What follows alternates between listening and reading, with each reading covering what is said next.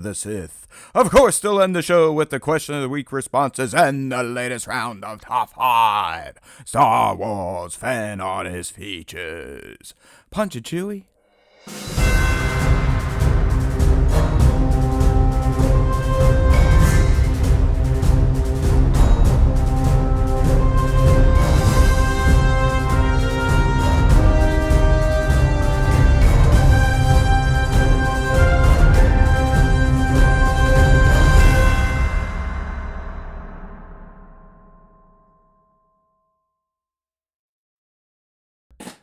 Hey now, everybody! Oh my goodness, did that suck balls. Man, I spent a good amount of time yesterday trying to figure this shit out. And by this, I mean the vertical live we are now doing. We've got Divided in there, Sir Dork, Michael Kramer in the vertical. Over in the horizontal, we got the usual crowd, joined by one Afrozone, a.k.a. Eric Mikolai. What's going on, people? We got Nova in there, Bat. Who else? Who else showed up? Joey C. League. Yay! Look at them. They're having they're having a good time. Nick was in there quelling the villagers because they're getting a little upset. Like we say, we usually start the show 5 p. Easter as close as we can get. And the reason we were delayed today is because we're trying to do a vertical live and horizontal at the same time, which is happening. But you're probably like, damn, it looks like shit. And that's because last second I realized that Nick's camera is not coming in the way I anticipated. So today on the vertical, it's going to look wonky as shit. You're going to see a little sliver of me and then a big chunk of Nick, but there's just really no way to kind of figure this out right now. And we're going to have to do this offline and whatnot, but that's where we're at. So we're rocking it vertical. Who knows if that's actually going to do anything for us, like YouTube is saying. But we're trying it. And yeah, chats are separate, which sucks. I do not get that. So yeah, there's no way for you all to combine them. The way YouTube does this right now is fucking stupid. You have to create 2 different live streams to send the 2 different signals. So you guys are in different sandboxes right now, which is dumb. The only workaround to that is you all then pull up the horizontal version so you can chat. But that is not a map problem. That is not a Star Wars time show problem. That is a YouTube problem. At best, we could figure out a way to get the chat to show up on screen, but I'm kind of burnt out from doing technical updates this week. And in the end, it doesn't fucking matter because it's not really going to get us more subs or views, and that's what I care about. I love you all, but I'm not going to drive myself nuts trying to figure out stupid shit. Okay? So we'll figure something out on the vertical stream so it doesn't look as wonky as it does now. It's driving me nuts. I know it's probably not as bad for all of you, but for someone like me that gets real OCD and anal about this shit, it's pretty much all I can think about. So I digress. I'm going to try to get beyond that stuff. We're going to talk some Star Wars time like we always do. I've noticed I don't even have half my screens pulled up because I was pissing around here, but oh well, who cares? We're here. It's Wednesday, and there's always time for Star Wars time. You know what I mean? All right, my friend. Well, we got through that shit. Well, not yet. The show's not over. Something could always blow up. Yeah, that's right. That's right, Be Mad. We're here to doom scroll, hopefully. But I'll get this shit fixed because I can't stand it. So anyways, if you're new here, we like to do a little Ask Us Anything to kick things off. Then we'll get in some pop culture talk. Not a bunch to talk about this week. Skip the movies. So we'll get right into our special topic of 15 characters. That's right. I thought there was only 10, but Nick gave me 5 more. 15 characters that could defeat Darth Vader. So that's what we'll be getting. That's the meat of this episode. But before that, let's see what they want to know from you and I, my friend. All right. We'll hide the browsers. There we go. Okay. That still works. That's a bonus. Yay. Yay. Thank you, technology. You don't always suck ass. We got a good amount of questions. Okay, and there's some fun ones. I do got to give credit to the Spa Spencer family. They really do cook up some fun questions. Blanche has 2 for us this week. I saved the rest of them for future shows. We appreciate you, Blanche, and we speak your name but we could not let you dominate with questions this week. All right, so Nick, Blanche wants to know, what is the best pasta noodle? Because she believes angel hair and fettuccine are overrated. Mm-hmm. It depends on what you're eating, I think, mostly. If you're eating like a creamier pasta, I think linguine is really good. But if you're eating like a tomato-based pasta that's a little bit more chunky, I really like rotini noodles because they have those like little grooves in there, and then all the good tomatoey stuff. They're like the squiggly ones, right? Yeah. Those are like the little squiggles. I know all the professional names. Yes. But those are the two that we use most at our house is linguine and then rotini noodles. So yeah, I mean, I guess I'm pretty basic, Blanche, because I think a good angel hair, if it's cooked right, al dente, not mushy, is fantastic. You can just shovel that shit in. I also love the thicker noodles like fettuccine and linguine. But recently, my kid, and I know it really shouldn't taste any difference, but I've kind of gotten into rigatoni noodles. I don't know, it just makes the whole pasta eating experience taste slightly differently, and obviously the textures, the chewing is a little different. So, yeah, there we go. Let's go at Utini. That's right, Nova. All right, next up from Blanche again. What are your thoughts on Boo Baskets over commercializing? I don't even know what the hell that is, Nick. Yeah, I don't know what they are either. So my old Generation X ass has no clue what this is. I'm guessing it has something to do with Halloween. Is there not like a new Easter bunny for Halloween, and we put out Boo Baskets and he gives us stuff? I mean, what are we talking here? Yeah. Anybody know Boo Baskets? Let us know. Looks like I don't know what they are. Joe Coughlin might know. He's got a strong hate it. So what the hell is a Boo Basket?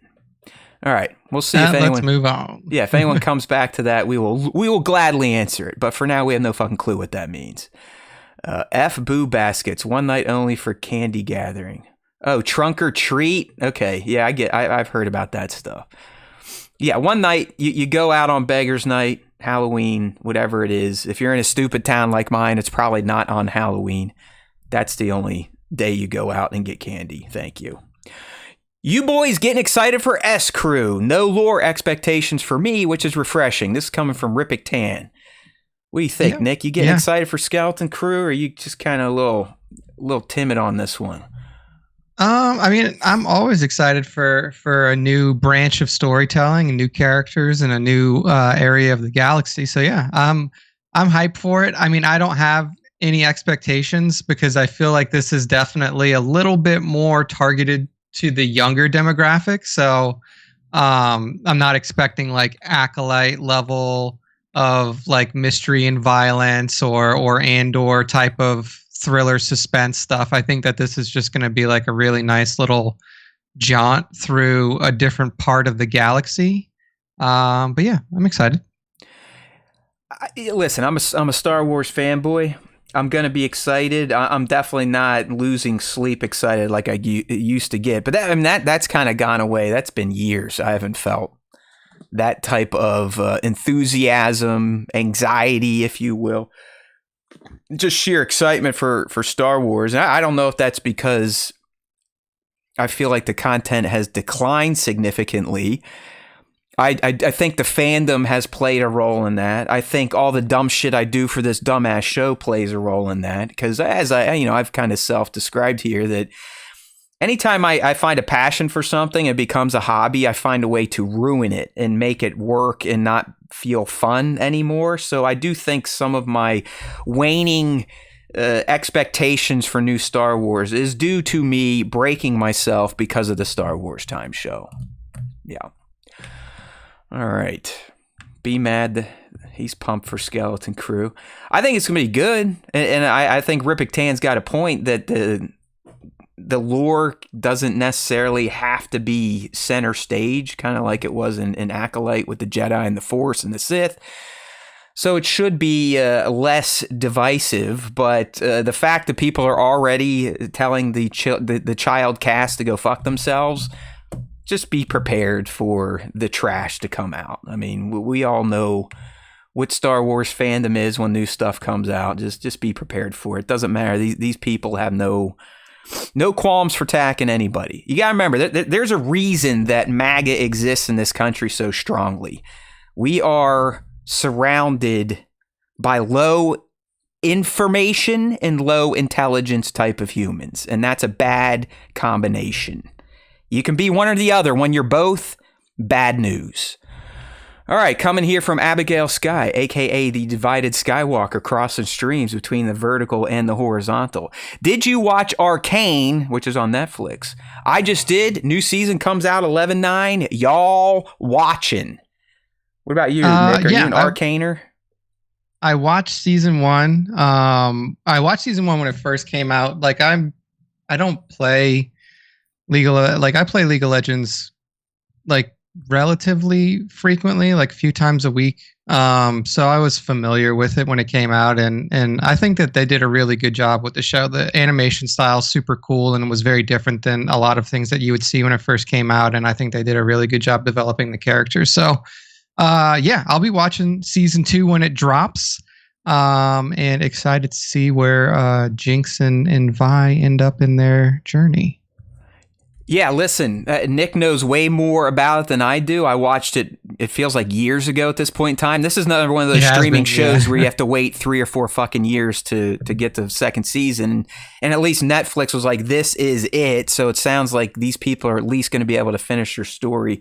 But I agree with young Nick. I don't know jack shit about League of Legends outside the fact that it's a big thing in the gaming esports space, and used to see it all the time out at E3 and PAXs, but I didn't know anything about the world and the characters, and I think this show did a bang-up job at kind of realizing all this stuff, and as Nick said, making you care about the world, the characters, where things are going. Season 1, you had a pretty significant time jump. You kind of get to see this portrayal of a family that had some shit happen to it, and you got, what is it? Is it sisters on opposite sides, or they're just friends or orphans watching each other on opposite sides now? Yeah, so they're like sisters that I can't remember if they're blood related or not, but they consider themselves sisters to each other. Yeah. So quality stuff. Divided, well worth a watch, and like you, definitely excited to catch the final season coming up. Nick or anyone, do we know, are they going to do what Netflix has been doing these days, where they only give us like half the season and make us wait because they finally realized that binge dumps weren't the most financially responsible choice? I don't know. I'm not 100% sure how they plan on doing their release for this one. I was bummed out. I got through like the first 5 or 6 episodes of the final seasons of Cobra Kai as they're headed to the Saikai Taikai, and it just stopped. They're like, "Oh, you got to wait till next year or something." I was like, "Shit." Yeah, extend your series out. Make people keep their subs active for longer. Makes sense. You know what I finally started watching? You recommended it. I'm just taking me forever because I didn't have Hulu, but Shogun. Shogun, yeah, Shogun's good. Although I listen, man, you're better. You are a better dude than me. We got Hulu with ads through the Disney bundle. I literally want to stab my eyes out every 1 minute and 40 block of ads in between the story. It's just You've already forgotten the time where commercials were everywhere, all the time, no matter what I've just you were been watching. so used to no commercials that it's jarring. I mean, I can't help it. Every time I'm reaching for my remote, like I can fucking fast forward the shit. So I'll get over it. Quality show though. I love historical dramas. All right.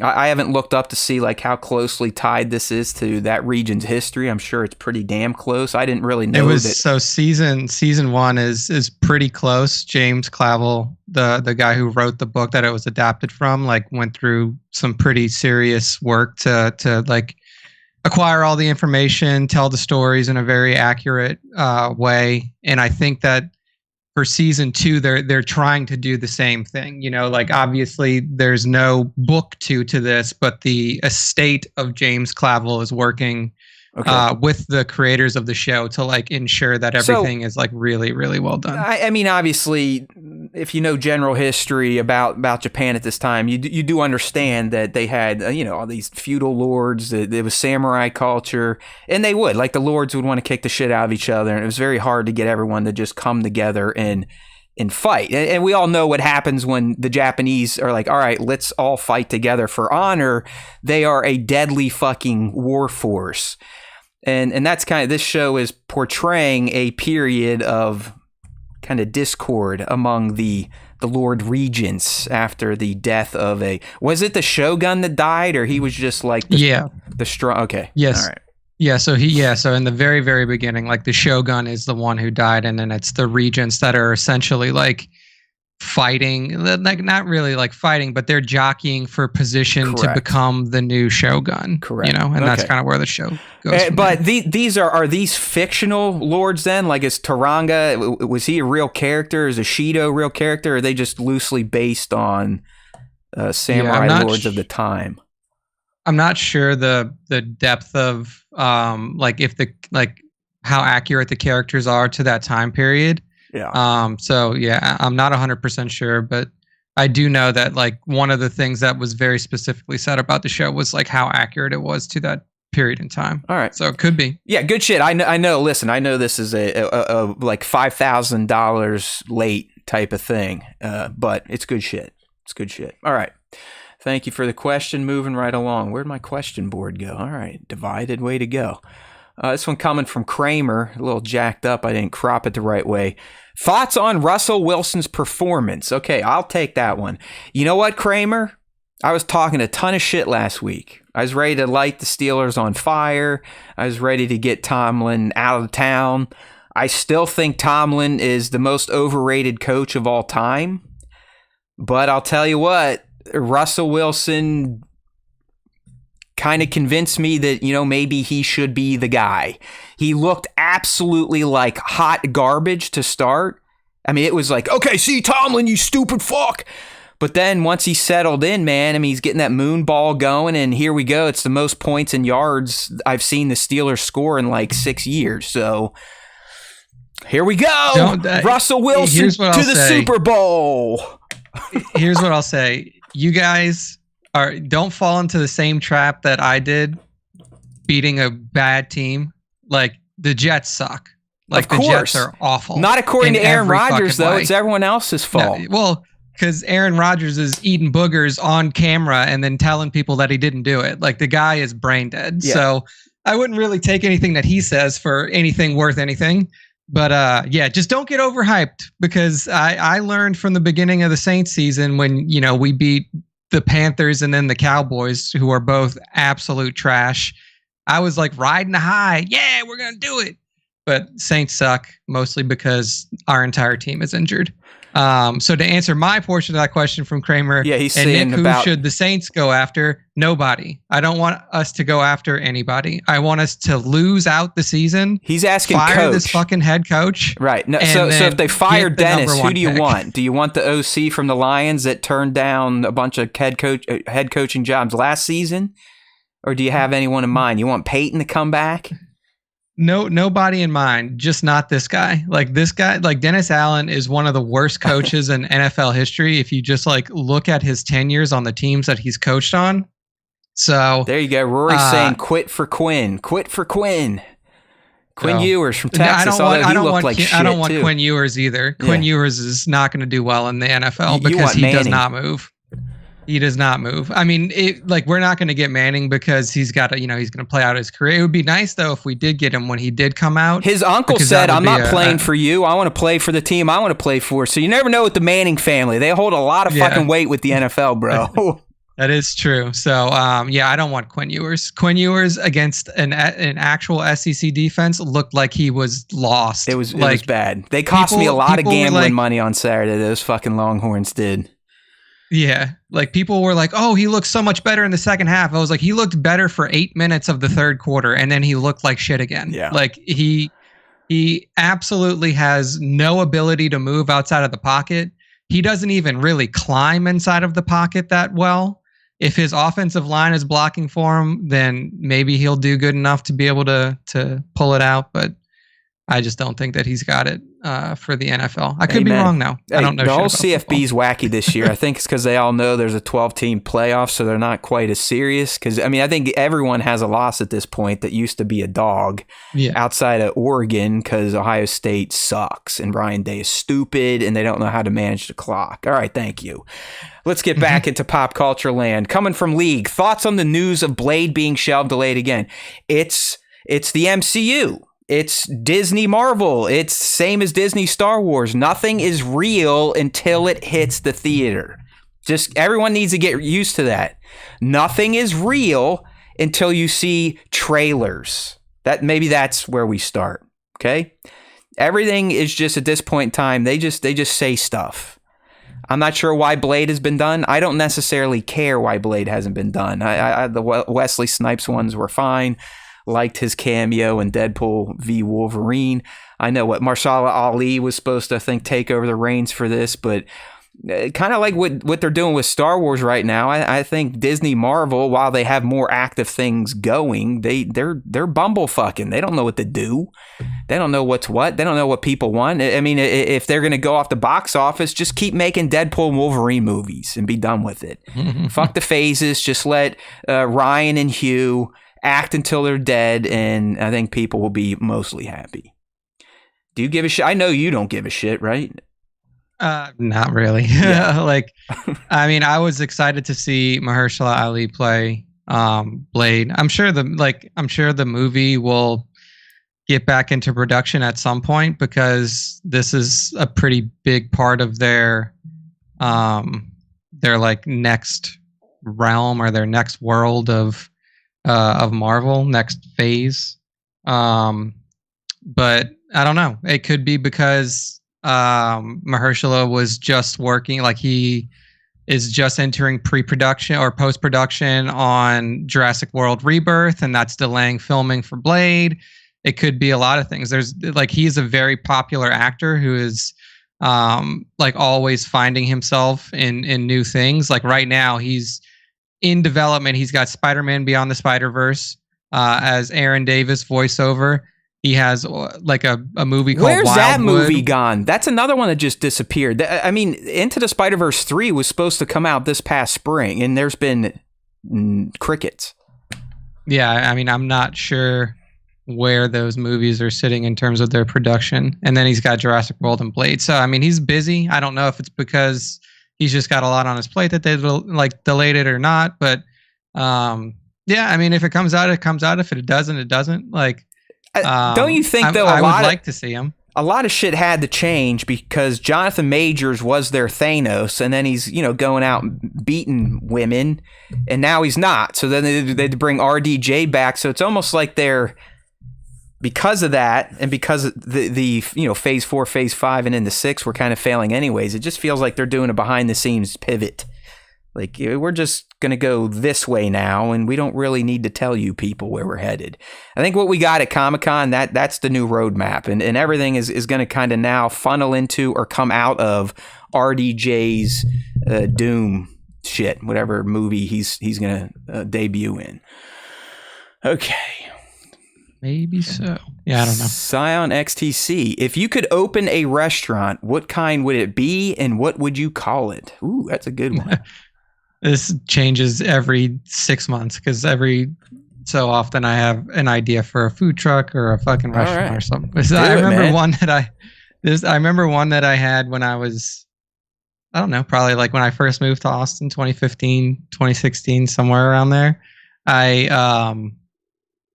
Austin has a lot of food trucks. They have like food truck parks. They have food trucks that are attached to like breweries and wineries and stuff like that. And I wanted to make one that made that was like a tacho truck where it was like tater tot nachos because that's what drunk people want to eat when they're like going out and stuff. Oh yeah. So that was my idea, and then a lot of food trucks started doing that at some point after I had that idea. So beat me to it. What would have been your name if you could have ran that? I don't know. It probably would have just been like tacho something. Nikki C's tacho truck. I definitely would not have put my name in it. Young, but it would young have been Nick's some weird potato shit. shits. Maybe so. Maybe so.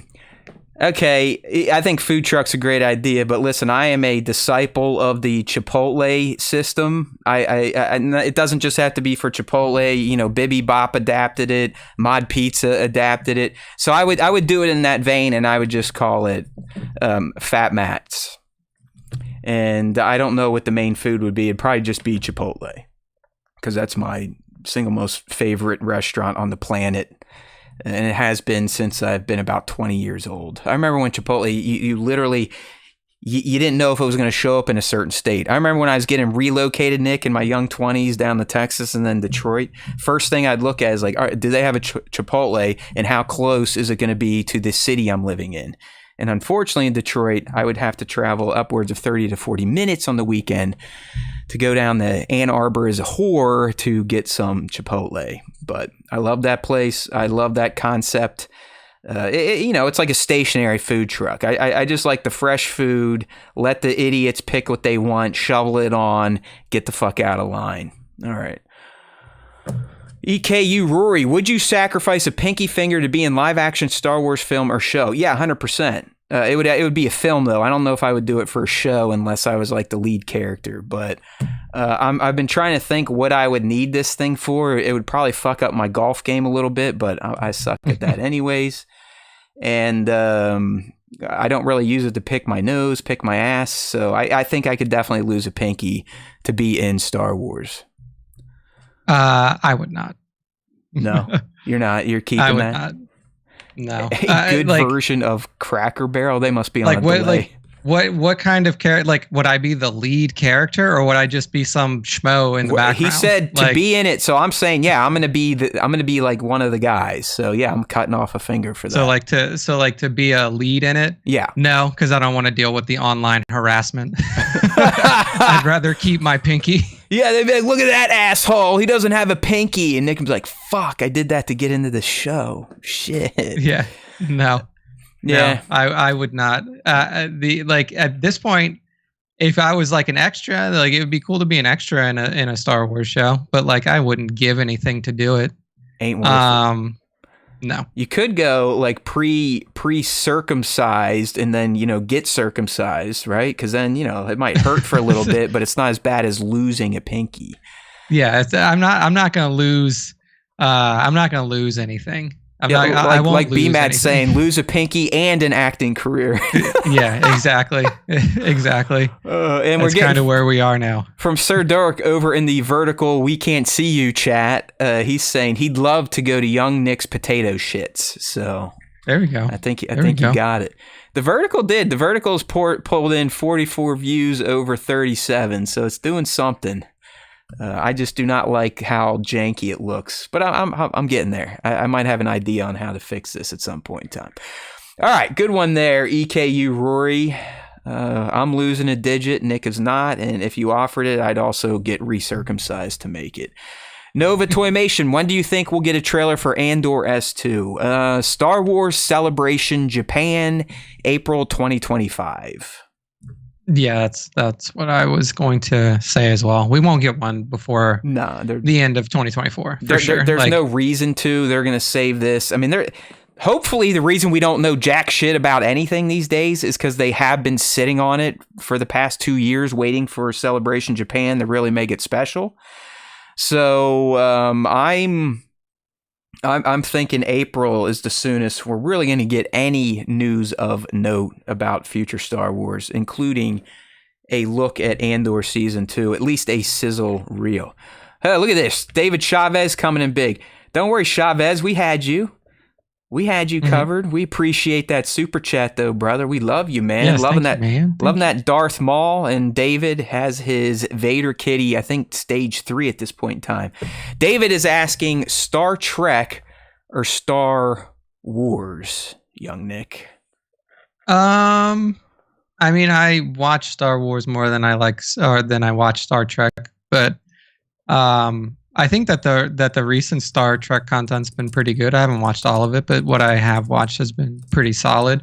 And I think they're just two very different franchises. It's hard to actually compare them because they're very, very wildly different in terms of the content. And I think that they get compared a lot because their names are so similar, and that's about it. Like, they're sci-fi shows, and their names are similar. But if you really look at the content, it's not even close. Like, I guess the closest you could get is like the Abrams trilogy, which definitely moved that into more of an action-oriented direction. But there's still no real fantasy elements like Star Wars has. Yeah, not a lot of like fantasy elements, just like straight sci-fi. But obviously, I like Star Wars more because I do this show and I have a bunch of Star Wars tattoos, and I have no Star Trek tattoos. Yeah, listen, no disrespect to the Trek. I love the Trek. I've been a Trek fan since day one. I mean, I was watching the OG movies, probably rotating them in between the OG Star Wars trilogy. The only movie I think is just butt awful, and I would never watch it again. Star Trek 1 sucks. Okay? It sucks. And I think it sucked because I never saw it. I saw the other ones first, where those are very action adventure based. 2, 3, 4, 5, 6, and then 1 is just it's awful. Either way, Star Trek good. Bill Shatner, the man, he's like 100 years old, still has his toupee, still going, flying to space, doing his sing-songy, talky shit. So he's always been fun. Obviously, being a huge Stern fan, I love when George Takei comes on the show and announces for them. He is a classic human. But it is, yeah. I mean, Star Wars grabbed me, and I think it is because of the fantasy aspect. The ships are cooler. You got the guns are cooler. The weapons are cooler. You got lightsabers. But what I've always loved about Star Trek is the hard lean into science fiction, but also creating a vision of a future where everyone's not a trash bag piece of shit. I think that's one of my favorite things about Star Trek. Even modern Star Trek on Paramount Plus, there's always a good kind of message in the end, like, don't be a piece of shit. Yeah, and it is very like positive for humanity. Yeah, I mean, there's no currency anymore. There's no famine. There's no disease. Everyone works together. Humans all on Earth finally decide to work together once the Vulcans came. And I like that type of shit. It's like, well, that'd be nice. It's never going to happen, but that would be nice. All right, one last one here from our boy Beast Mobile 96 coming from the YouTube. If you could tell your younger 16-year-old self some advice, what would it be? I don't know. Like, just like, don't quit on stuff. That's probably it. Like, just don't just don't quit. Just keep going. That's the most important thing in life, no matter what you're doing, is just to overcome the adversities that you're facing and push through. And I think that is one of the most important lessons that somebody can learn young. So I would probably impart that wisdom onto myself. That's pretty astute. I was going to do something stupid, but I mean, I have something similar. It's just, mine would be to take more risks. I took a few risks, they paid off, but I didn't push them. I didn't push the envelope. I really feel like if I ran with it and gave up my teaching career, I probably could have made a living in the gaming space somehow. Potentially even here in Star Wars, but I've always held back because the comfort of having a 9-to-5 career with a pension and lots of time off, it kind of made it easy to not take the risk. Does that make sense? I turned down a few opportunities in my 30s that I look back on them, and I wouldn't say I regret, but I do wonder what if. And a big one is, what if I would have entertained the opportunity with the Stern Show more than I did? So yeah, 16-year-old Matt, be willing to take more risks. Being comfortable is for pussies. There you go. Yeah, safety net. There you go, Joe. You got it. It was a safety net. And I relied on it too much and definitely did not push myself. The other one would have been, hey, dude, in 2005, when YouTube shows up, just start posting videos, because you're probably going to be famous, like Markiplier and PewDiePie, all those other assholes that started right when it started. You just had to upload a video of yourself spinning around with a broom as a lightsaber, and you'd go viral. So there we go. All right, good stuff. A lot of questions this week. We do it every week to kick off the show. Usually our first hour or so of talking, but now it's time to transition back over to the browser. Talk a little Star Wars. I do have just real brief pop culture talk. If anyone's a fan of Shrinking, it's back, baby. It's kind of Star Wars, right? It's kind of Star Wars. Harrison Ford is the main character. Jason Segel. It's just a fantastic cast. Some of the best comedic writing I've ever witnessed, really. Some of the best deliveries of the comedy. What's his name? I think is it Brett Goldstein? That guy, Roy Kent? Yeah, that's the guy from Ted Lasso. I think he's one of the main writers, and he's kind of showed up in season 2. But I absolutely love this Apple TV Plus show. It's smart, funny as hell, and tells a good story about life and how people kind of go through life. Therapy is a big thing, as Harrison Ford is a therapist running a clinic that Seagal is also a therapist at. So it is good shit. But that's really all I got for you. I'll be seeing Venom 3 tomorrow night because why not? So I'll have that report next week. Anything from you, young Nick? Any pop talk? I mean, mostly just watching, like, we're staying current with the Agatha All Along show, just because that was like the last character that I was kind of interested in from the previous arc of Marvel, and I've been enjoying the show. I think the show is really well made. I think that Catherine Hahn is awesome, I mean, which is why they gave her own show after WandaVision. And I think that they've done a really good job making this show feel fun and making this show like not super serious. Like they were like tending to stray towards a little bit too much in the Multiverse of Madness movie. So yeah, I've been a big fan of that. So if people have fallen off of Marvel after a certain amount of time, or if you enjoyed WandaVision and you haven't started the Agatha show yet, I would recommend it. It's really fun. It is pretty good. And you are right. She's the draw. Her and Aubrey together, that's some good stuff. Yeah. I hope that character comes back before the season is over, because this is one of Aubrey. Like, she's Aubrey in every role, but this one feels like peak Aubrey Plaza playing. Yeah. She's Death, right? Like, I don't think that's a spoiler, but that's my guess. Yeah, I mean, there's a lot of like different stuff out there, but yeah, that's like the strongest one is like she's Death, or she's like some sort of, like combination of different, like Death and other characters from comic book world and stuff like that. So, all right, yeah, awesome show. I agree, good stuff there. And there's really nothing live going on. I know. Yeah, it's it. I mean, Divided gave us the heads up. Arcane coming in November. I'll try to tap into that. But as far as like the big stuff, I think everything's kind of on hiatus.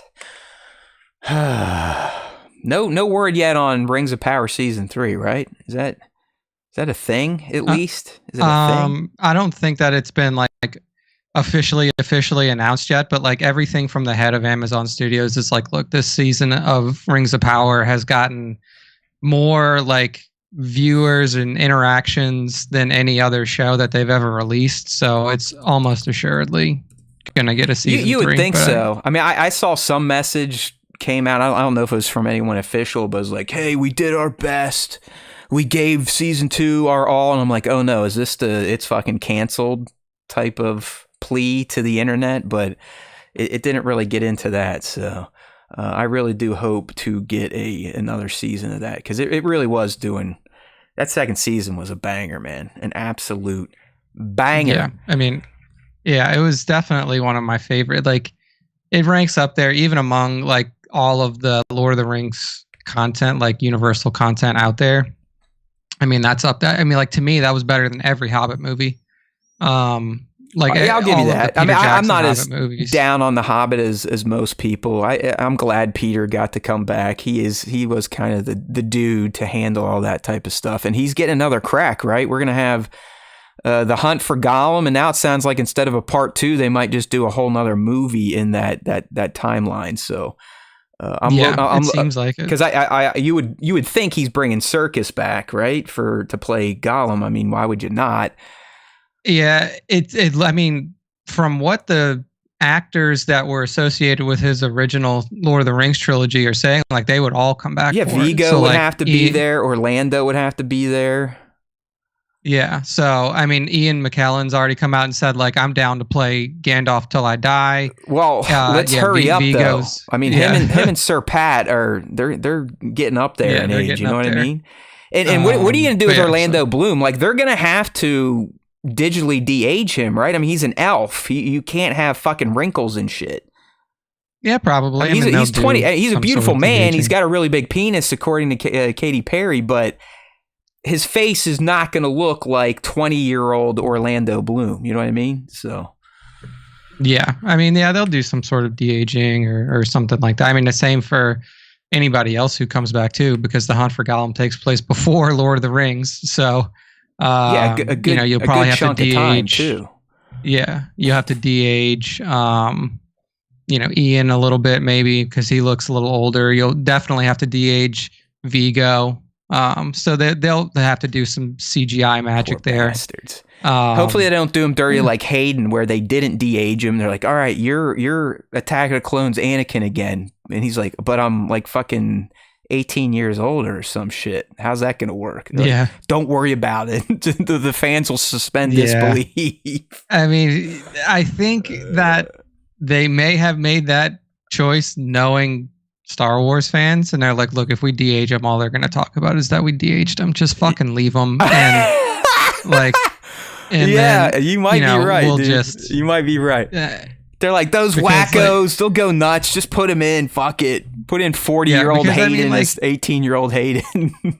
Because just like when they did Luke, like everybody was like, oh my God, you can see. I don't even know, dude. Like they came up with some bullshit. Like they're like when Luke came out at the end of season 2 of Mandalorian, people were like, after the initial shock and everybody was like super happy about it, then it turned into like, well, you could see pixelation let's under burn his it nose. down. Yeah, let's burn it down. I mean, you are right. It has gone through the full Star Wars cycle of, this is awesome, to boo, look how fucking stupid it is, to that is one of Luke's greatest moments of all time. So, as Mando Pirate says, we can't be pleased over here in the Star Wars universe. All right, buddy, it's time to cross over to this week's special segment. We've been doing one a week because Star Wars, as I discussed with Connor from Beyond the Dune Sea this week, is pretty much DOA unless you are go-getters like Nick and I and you just make shit up, or like they did, and it was kind of cool. I'm about ready to go try to find some old issues of my Star Wars Insider. They went back and read some issues from the 90s to get some hot takes on the OT and whatnot. Kind of neat. Check out their last episode. This week, I don't know what they're getting into, but they always go live Friday. Give them a look. But anyways, Nick, I'm always looking for stuff to talk about on this show. And over the summer, this Screen Rant article popped up. So if you're on the live stream, either version, I know Nick's a little off cue on the vertical live. We'll get that figured out before the next show. I think I have an idea.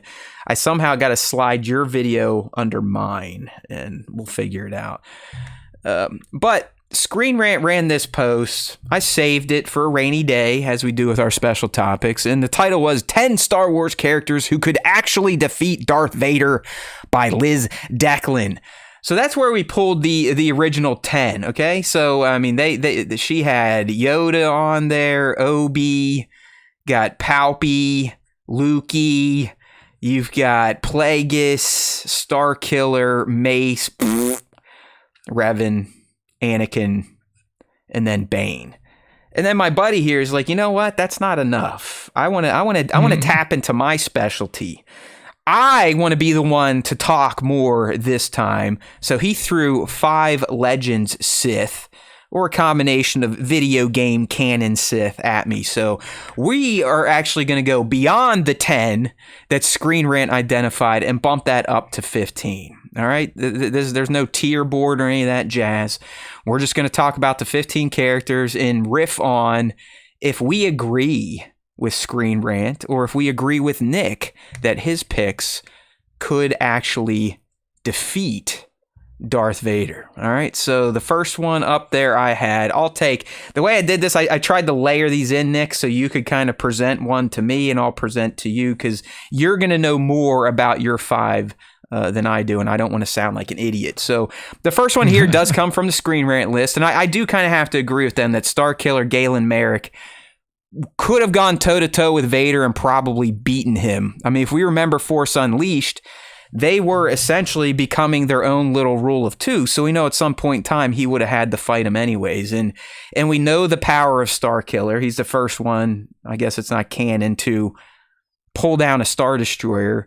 In fact, I don't know if it's Dave Filoni. I think it's someone at Lucasfilm. They're like, man, fucking love Force Unleashed, but kind of hate what Starkiller did with that Star Destroyer because he essentially broke the Force.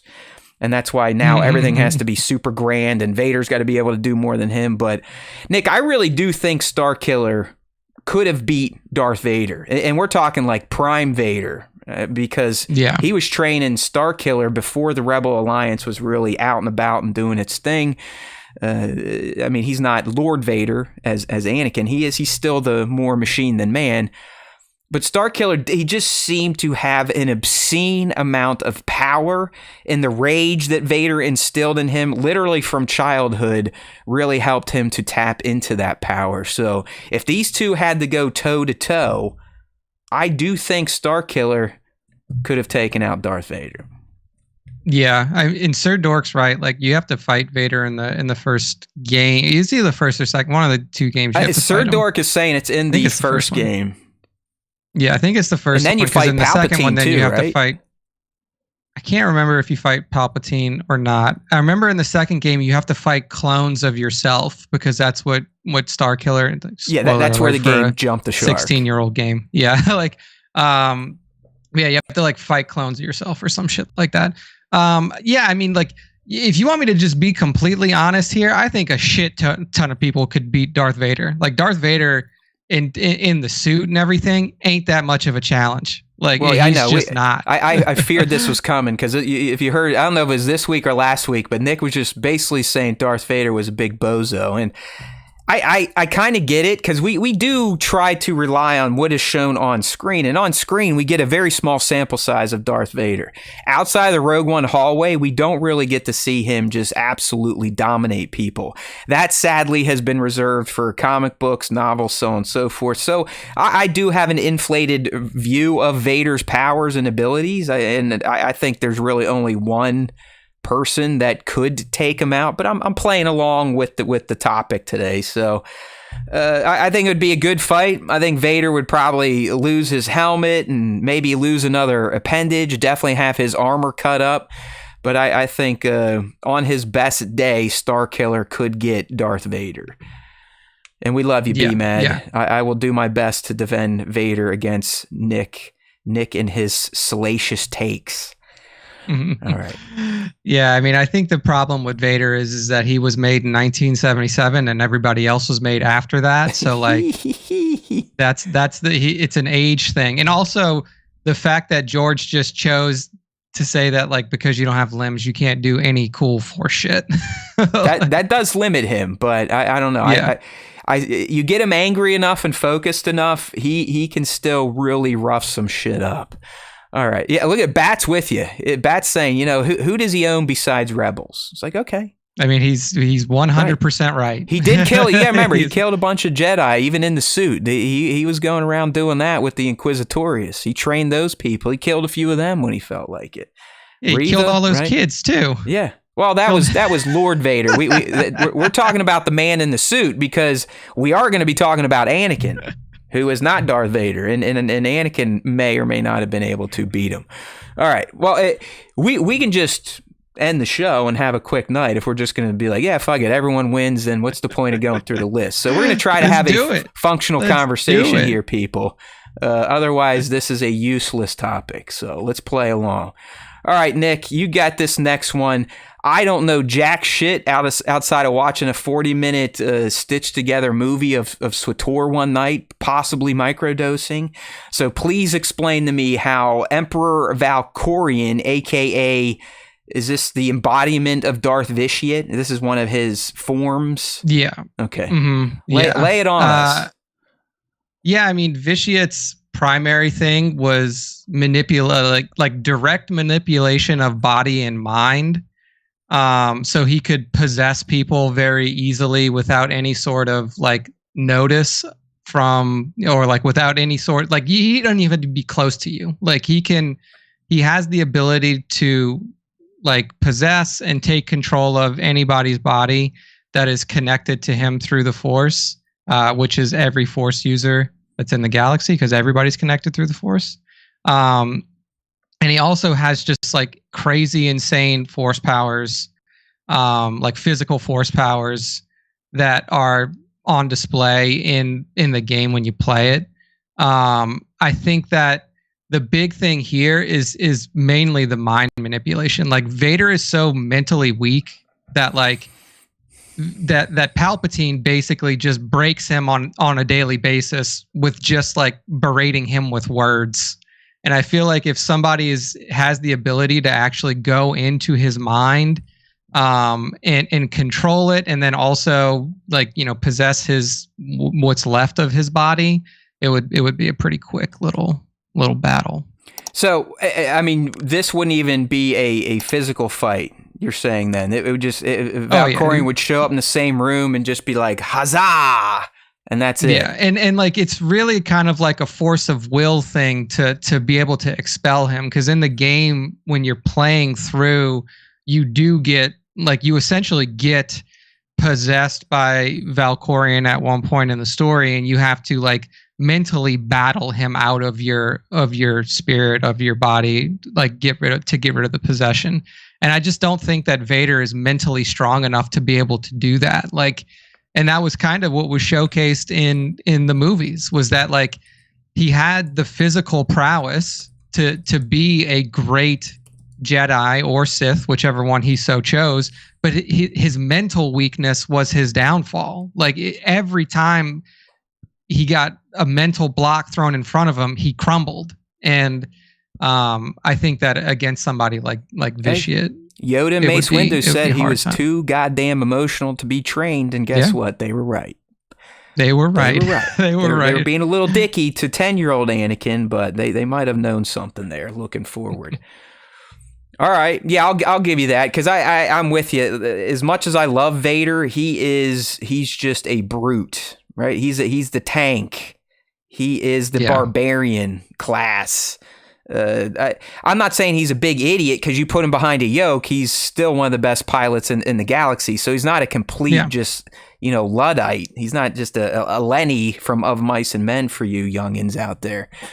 But if you can undermine him emotionally, I mean, it's what Luke did to him. I mean, we talked about that weeks ago in our Vader top 10 scenes, and how that scene on Endor where Luke more or less worms into his head and says, hey, man, I know you're still good. We're going to get you. I'm going to save you. Don't worry about it. And it does ultimately work. So if you can use Vader's emotions or feeling against him, work over his mind, you can cripple the tank side of Vader quite easily. So, yeah, I'll give you that with Valkorion.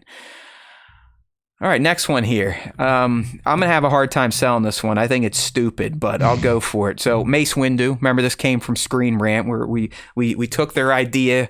We're evaluating as we're talking about it live. And I guess if it's like literally Vader just put in the suit Darth Vader, Mace Windu could beat him. Outside of that, this is the one out of all 15, Nick, that I have a hard time saying with a straight face, like, yeah, he could beat Vader.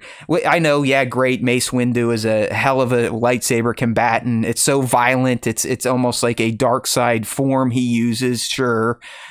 But I don't think even broken Vader, to me, had more force power more evilness that would allow him to just go, oh, Mace Windu's here to fight.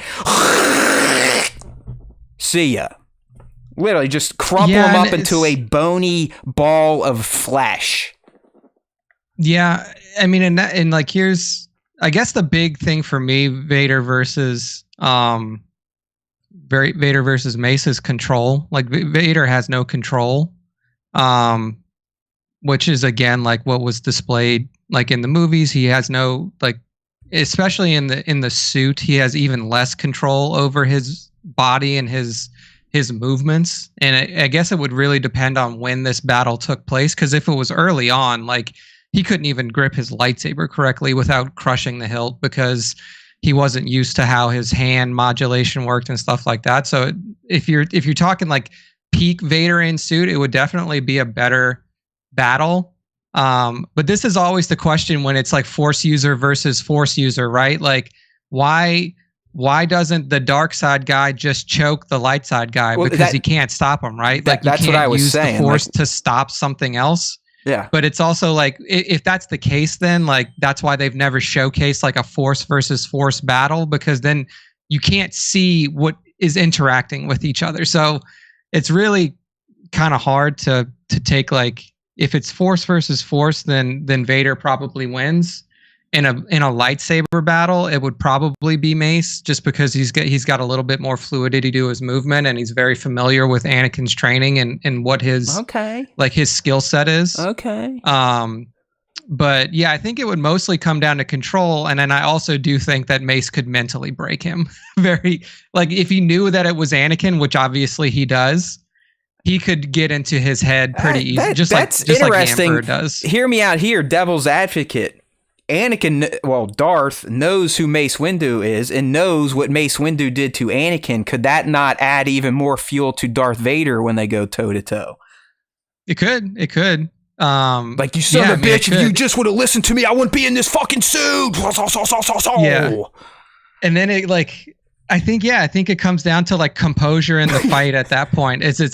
Can he compose himself well enough to not leave himself open? Because if he does have that like animalistic rage that he just runs into the fight, well, that's like that'll make him stronger. It's when he starts thinking about his former self that he gets weakened. So that may end up hurting him in the long run if he's like remembering all these things that Mace did to Anakin. Then it could end up hurting him because he's like dwelling so much on the past. He's thinking about his failures, blah blah blah, all this, and it would just open up some avenues for Mace. So it's really like if you're fighting somebody who is like super mentally strong in control, or Vader is fighting somebody who's like very easily like very mentally strong and can very easily control their emotions and not get overly hyped in the face of their opponent, then that may be the opening against Vader. All right, so Nick, he kind of meandered his way to a possible solution where Mace Windu would win. So I guess, yes, he can stay in this conversation of who could beat Vader. I just, listen, I haven't bought the damn doll, which I don't understand. I passed Qui-Gon Jinn Hot Toy, but for some reason I felt compelled to buy Mace Windu. And I don't know why, because I do, outside of Sam Jackson playing him, I do not like this character, have never really liked him. And outside of, like Sir Dork was saying, outside of the Gennady Clone Wars, I thought he's been somewhat useless. And he was made out to be even more of a douchebag, a Dudley Do-Right in Tales of the Jedi. So, screw him. All right, Nick, here's one for you. Oh, well, I mean, this I'll almost concede, like, yeah, no shit. We got Malgus up next, Nick. So go ahead, lay down some Malgus lore for us.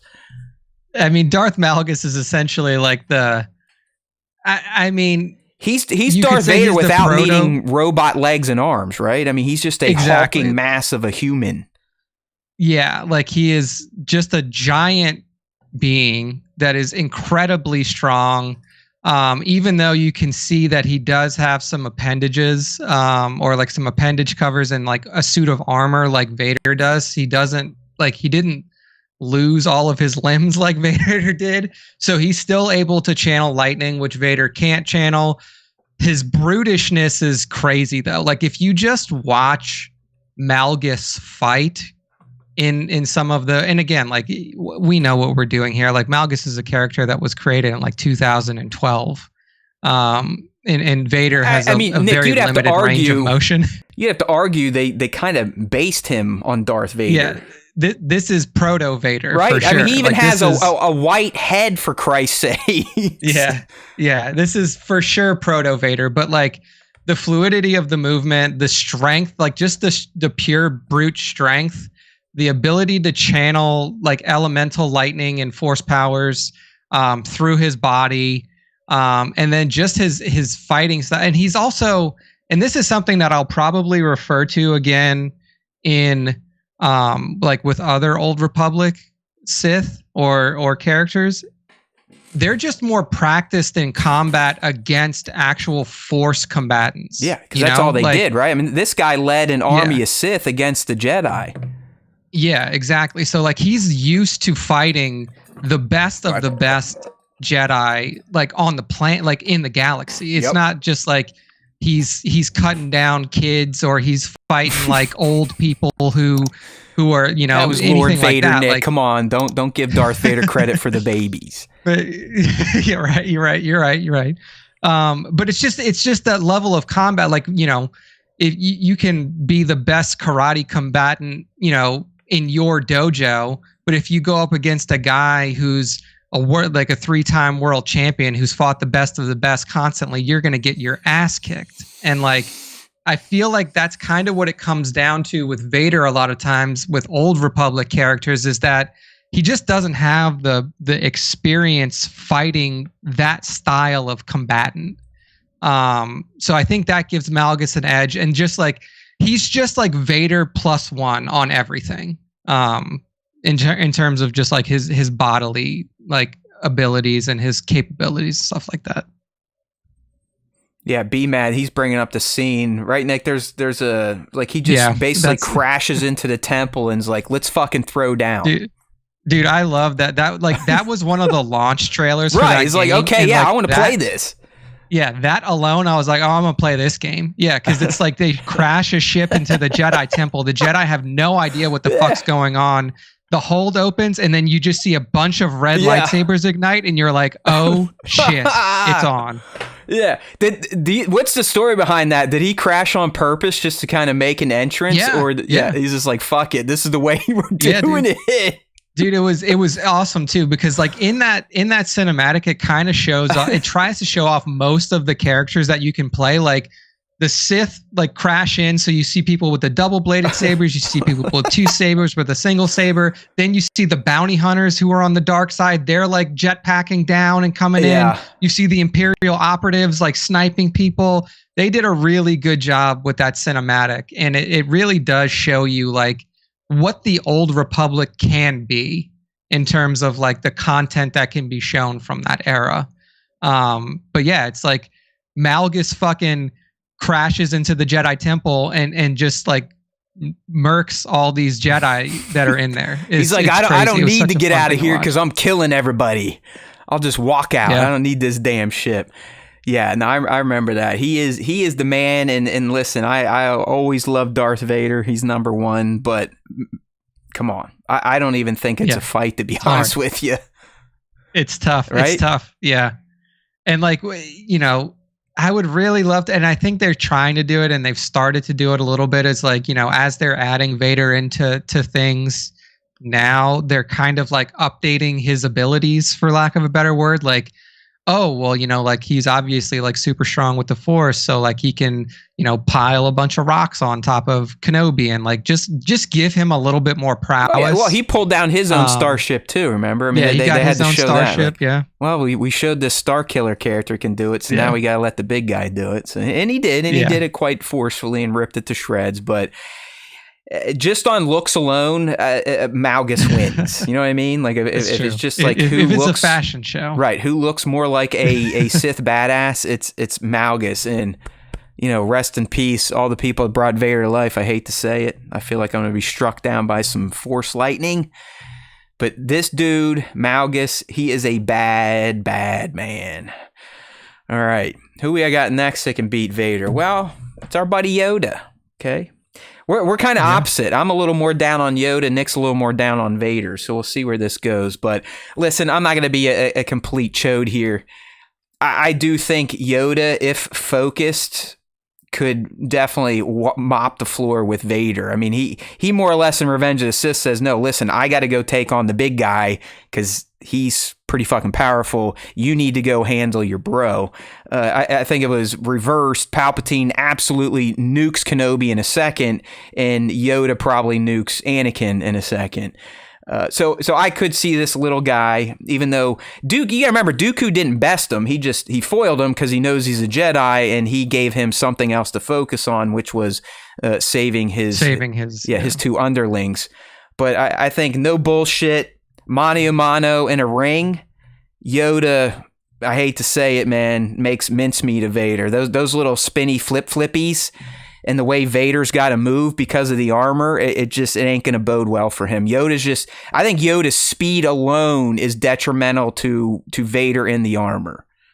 Yeah, that was going to be my main point as well, is that like, given his limitations in the armor, it's really hard for Vader to fight against Yoda.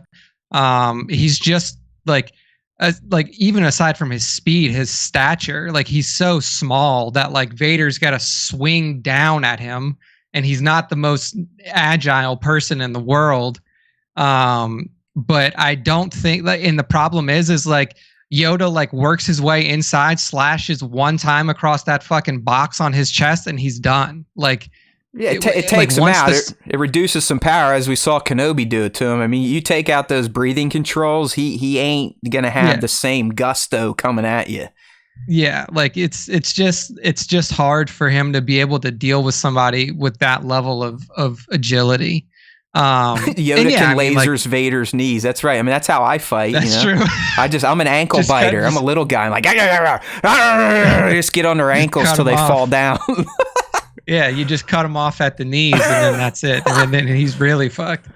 But yeah, I mean, and then you add on top of it, like it kind of goes back to what I was saying about Mace too, is like understanding the level of training and understanding their strengths and weaknesses. And obviously Yoda knows a lot about Anakin, like a lot about his upbringing, a lot about his, like how he was trained, the way he was raised, what he's good at, what he's not good at, and kind of how to push those buttons. And you could see that Yoda was doing that against Palpatine. Like Yoda, like in the fight versus Palpatine, is like pushing Palp's buttons. He's like, "Oh, you think you can do this? No way!" Like he was messing. You know with what, him. Nick? Do you think if he didn't push his buttons and just fought him, he might have won? Because he was essentially fueling Palpatine's rage, possibly by being taunted, giving him more power. He definitely did, but I feel like he was trying to like I don't know if that probably did make Palpatine a little bit more angry, but I also don't like Palpatine was in such this frenzied state of mind where he's just like fucking laughing about everything that happens that I don't know if it would have made all that much of a difference. But I do agree with you that the way that it should have gone down at the end of Rots was like you switch the 1v1s and then you just have a Palp versus Yoda showdown for it all. And then whoever wins. Yeah, you do like a bracket. It's like, all right, well, we lost our underlings. Now it's time for us to resolve this once and for all. And then you just go heads up. And I think that heads up outside of the Senate chamber, Yoda wins. Yeah. I think it's not even close that Yoda wins too. I think Yoda easily beats Palpatine in a lightsaber battle. I like what Ben's saying here. It'll be a Black Knight from Monty Python Holy Grail situation. Vader's down to just a stump. He's like, it's just a flesh wound. Yeah. He's like, I've already lost all these limbs anyway. Right, exactly. So I'm good, dude. I'm good. B-Matt, I mean, listen, Vader can definitely take some damage. Yoda can't, but I just think Yoda's going to be too fast for Vader to even get a shot in. Yeah. And we also, I think we have to come to the agreement here that when you have peak level Force users going against each other, as was shown in Attack of the Clones, a pure Force battle just doesn't work. These people have to go at each other with their weapons. They can't just sit there and duel with the mystical midichlorian power. So physical fight, he's too fast for Vader. Vader ends up like the Black Knight. on his stumps. Yeah. Tis But yeah, but a that's what makes this scratch. so hard is that like you can't really like there's no precedent that's been seen for a pure force user versus force user battle without lightsabers. We've just never seen it before, right? Like so it's hard to say like, oh well, Yoda gets force choked and then he gets choked to death. Yeah, but like what if they can like block it? Like what Well, if you can like use a force like fucking shield that's what I or mean. some shit? The closest we came is when Yoda and Dooku kind of fuck around with each other. Like he catches lightning, he catches a push, and Yoda literally says, "Well, I guess we can't solve this with force alone." It's like, okay, yeah, exactly. So it's like, okay, well, I guess that's it then. Like, I guess if you're a force user, if you're fighting another force user, the force doesn't fucking make a difference. Bat, you're kind of making our point. Little bit in Battle of the Heroes, and what happens? It cancels each other out. They just boom. Right. So yeah, that's like, what I'm saying. I'm an idiot. It takes me a long way to get there, but it just. These people, as we're talking, force essentially is going to cancel shit out. It's going to have to come down to your pure melee abilities.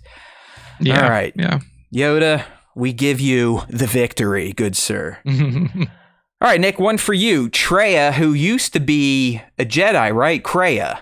Yes. And then she was Traya. Jedi Master Kreia. Yeah. So this comes from KOTOR 2. KOTOR 2. Yes, KOTOR 2. And yes, I literally, outside of her one time being a great tune in Swago, I pretty much forgot everything about Traya. So lay it on us. Yeah, I mean, I think that with this one, it is purely based off of the fact that she has the ability to control her lightsaber separately from her being, like from her body. So, I mean, like you see the sabers like floating around her, but it's not like they're attached to her. She can like control the lightsabers with the force while also like displacing herself and really making it a difficult tactical battle. Like if you play KOTOR 2, you get to the end of it, like that's kind of like one of the kinks in the fight is like you gotta kind of get used to how she battles. And she does also use like force lightning as well. She's just like a very well-rounded force user that has this rankle of like, oh, well, there's just fucking 3 lightsabers in your face at all times. And like, here's the thing, like, again, like Old Republic Force, and it could be explained in canon that like back in the day, like in the Old Republic times, the Force was just stronger. Like when the Force was first discovered, those first, whatever, how many thousand years you want to put it out from, like the people who were able to control the Force just had the powers were stronger because it wasn't spread as much as it is later in the galaxy or something like that. So the force powers in the Old Republic are always just like, they seem so much more powerful. So I think that like tactically it would be super hard for Vader to deal with not only a combatant, but like 3 lightsabers that are just on him all the time. And then somebody fucking pouring lightning at him too. It's just, she's just such a hard person to fight against. Yeah, and they're in here saying, see you, Ben, saying she also is very manipulative. I think B-Mad had that. Very good at the force lightning. And as you're saying, when you're not encumbered with manning your melee weapon, you would think that's going to open you and your force abilities up even more to do, offensive attacks, counters, defensive counters, shit like that. So I too, just with the floating lightsabers, I think that gives her the advantage over Vader. It's sort of like Yoda with the speed, because those things, at least the way I've seen her wield them, they're going to be way quicker than what Vader can do when it comes to typical slashes and counters and parries. I mean, she can just wing all 3 at you like a fucking boomerang.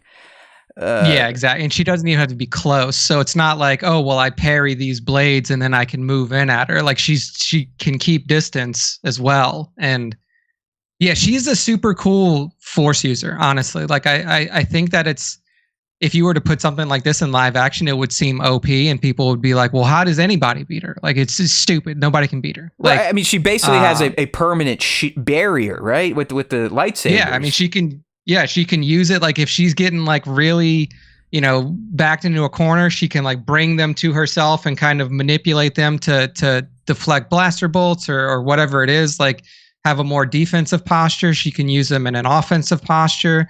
she can like be this whirling dervish that like comes at you with the sabers and lightning at once.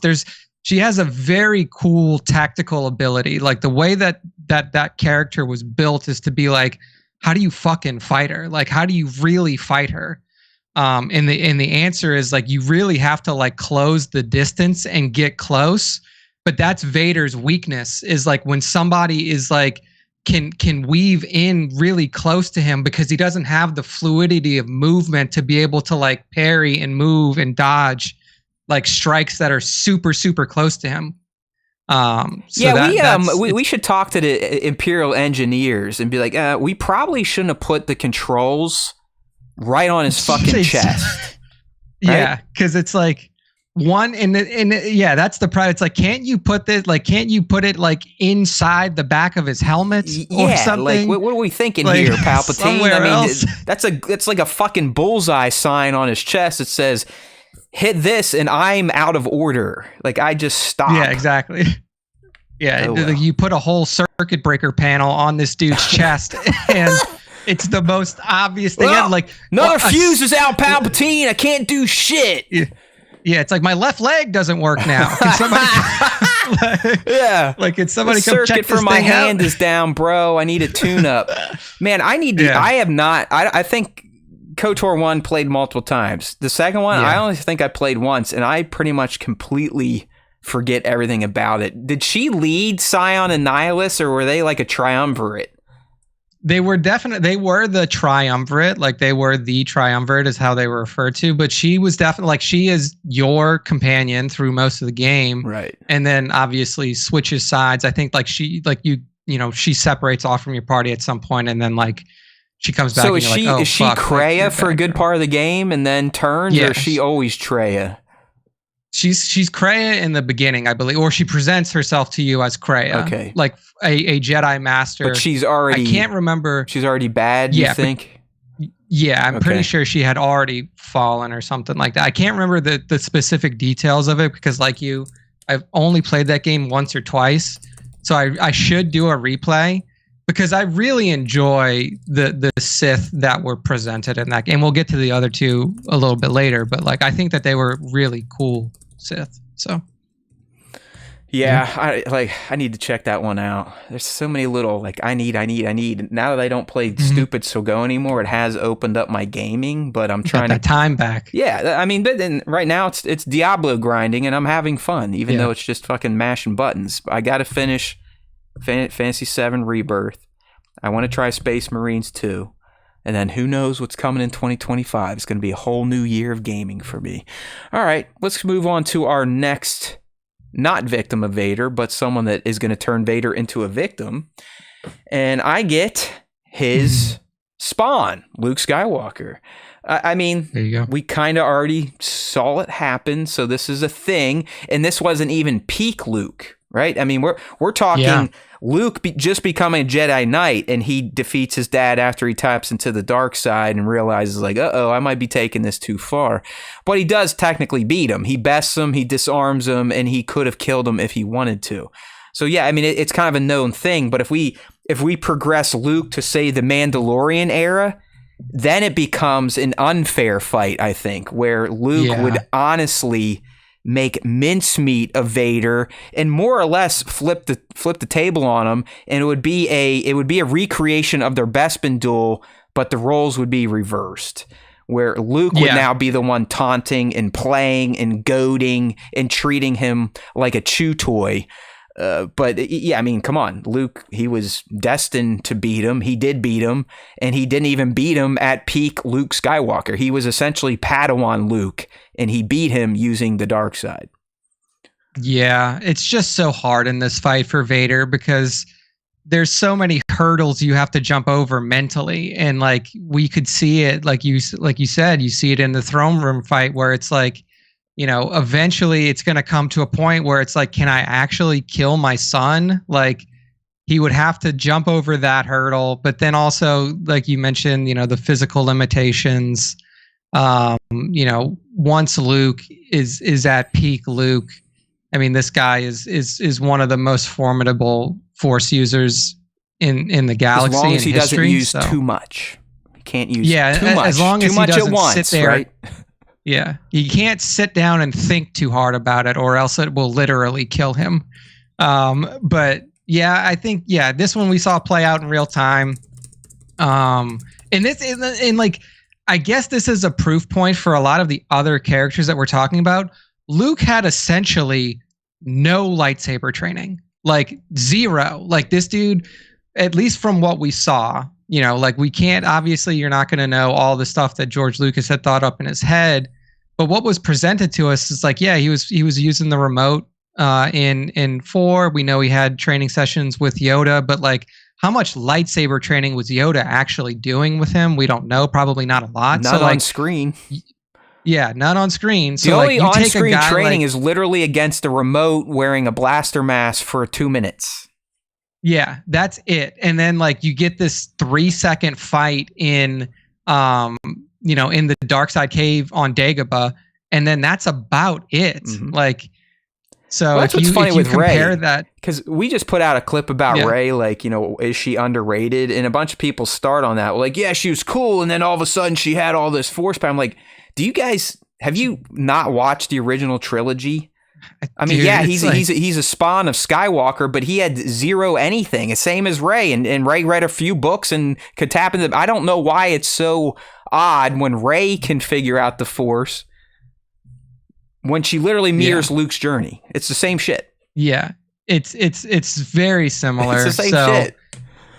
I wonder if it's because she has a vagina and he has a penis. I don't know. That might make some sense. I don't know. It could do something. But yeah, I mean, like when Vader gets taken out by a guy who's barely had lightsaber training, and then you bring in some of the strongest Sith that were ever like written into, like video games or books, stuff like that.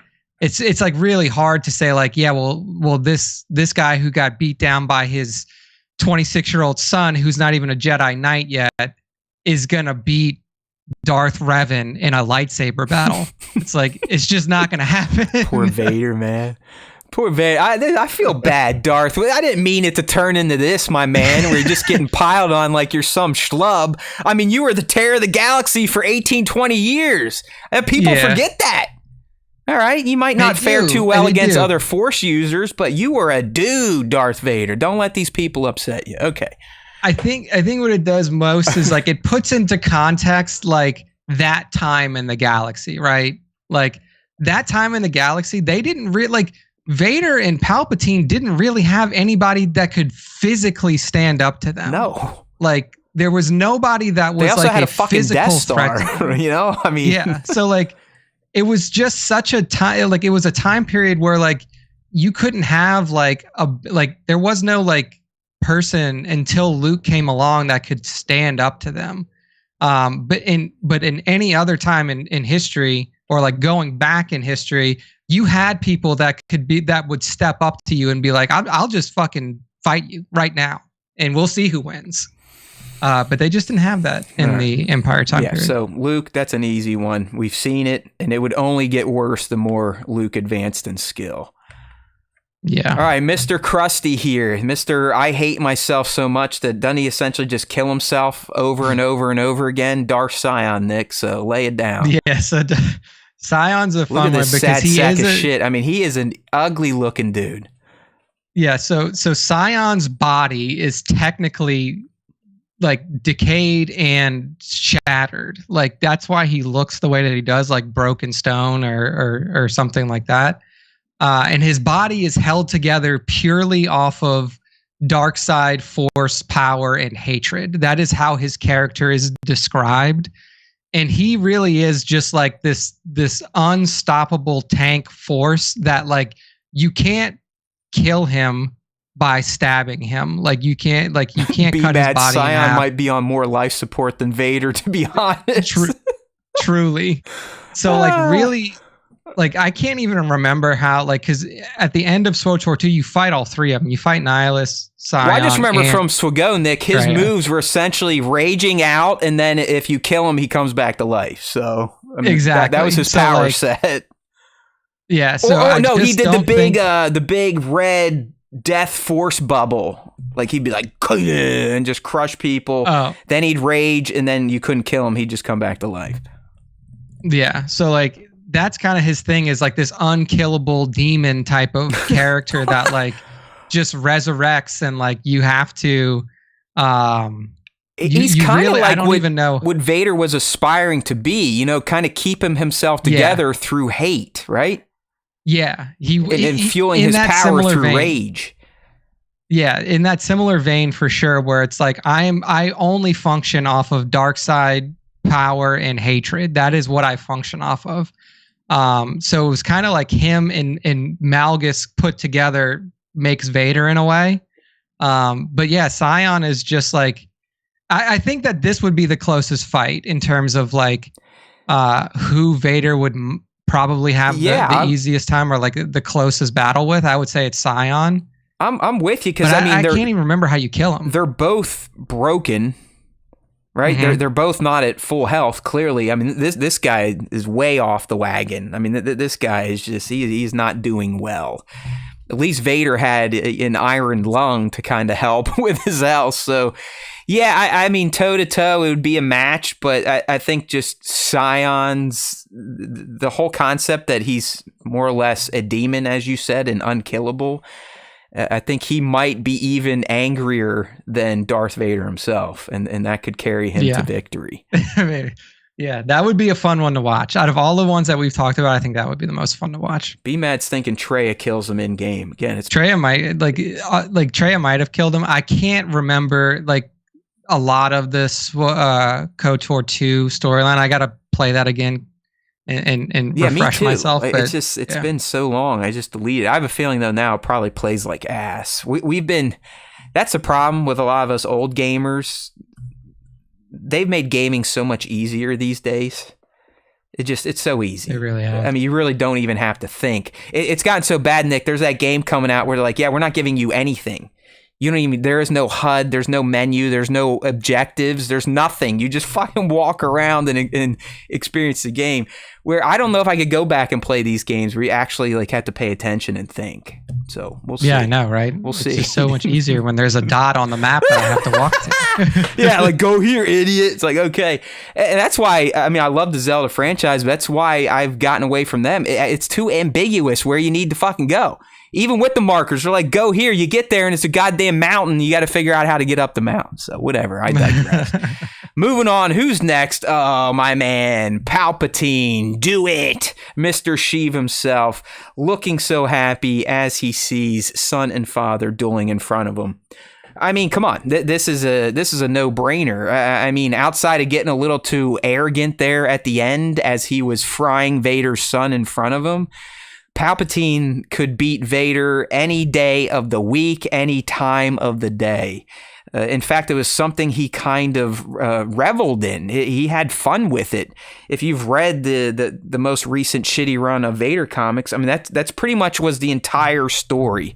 It started with Palpatine systematically destroying his body, leaving him in the same condition he found him at Mustafar, literally drops him off there, no legs, no arms, and says, good luck. And it's Vader. Yeah. He pulls himself up and comes back, tries to challenge him again. He's like, fuck you, swats him away. This is easy. I mean, Palpatine, as Nick has been saying, he was the best at manipulating Darth Vader. I mean, he'd been doing it since he was Anakin at 10 years of age. So he knew exactly what to say, when to say it, to get the desired effect out of his pupil. He could have beat him with his eyes closed. I hate to say it, but this would have been an absolute shit show for Darth Vader.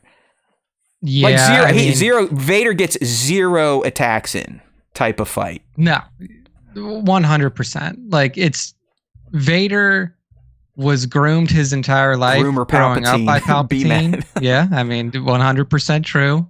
It's similar to Anakin's Jedi Masters. Like Vader knows Palpatine knows Anakin / Vader inside and out, knows everything about him, and he also knows how to disassemble his suit, which most people don't know how to do, I would assume.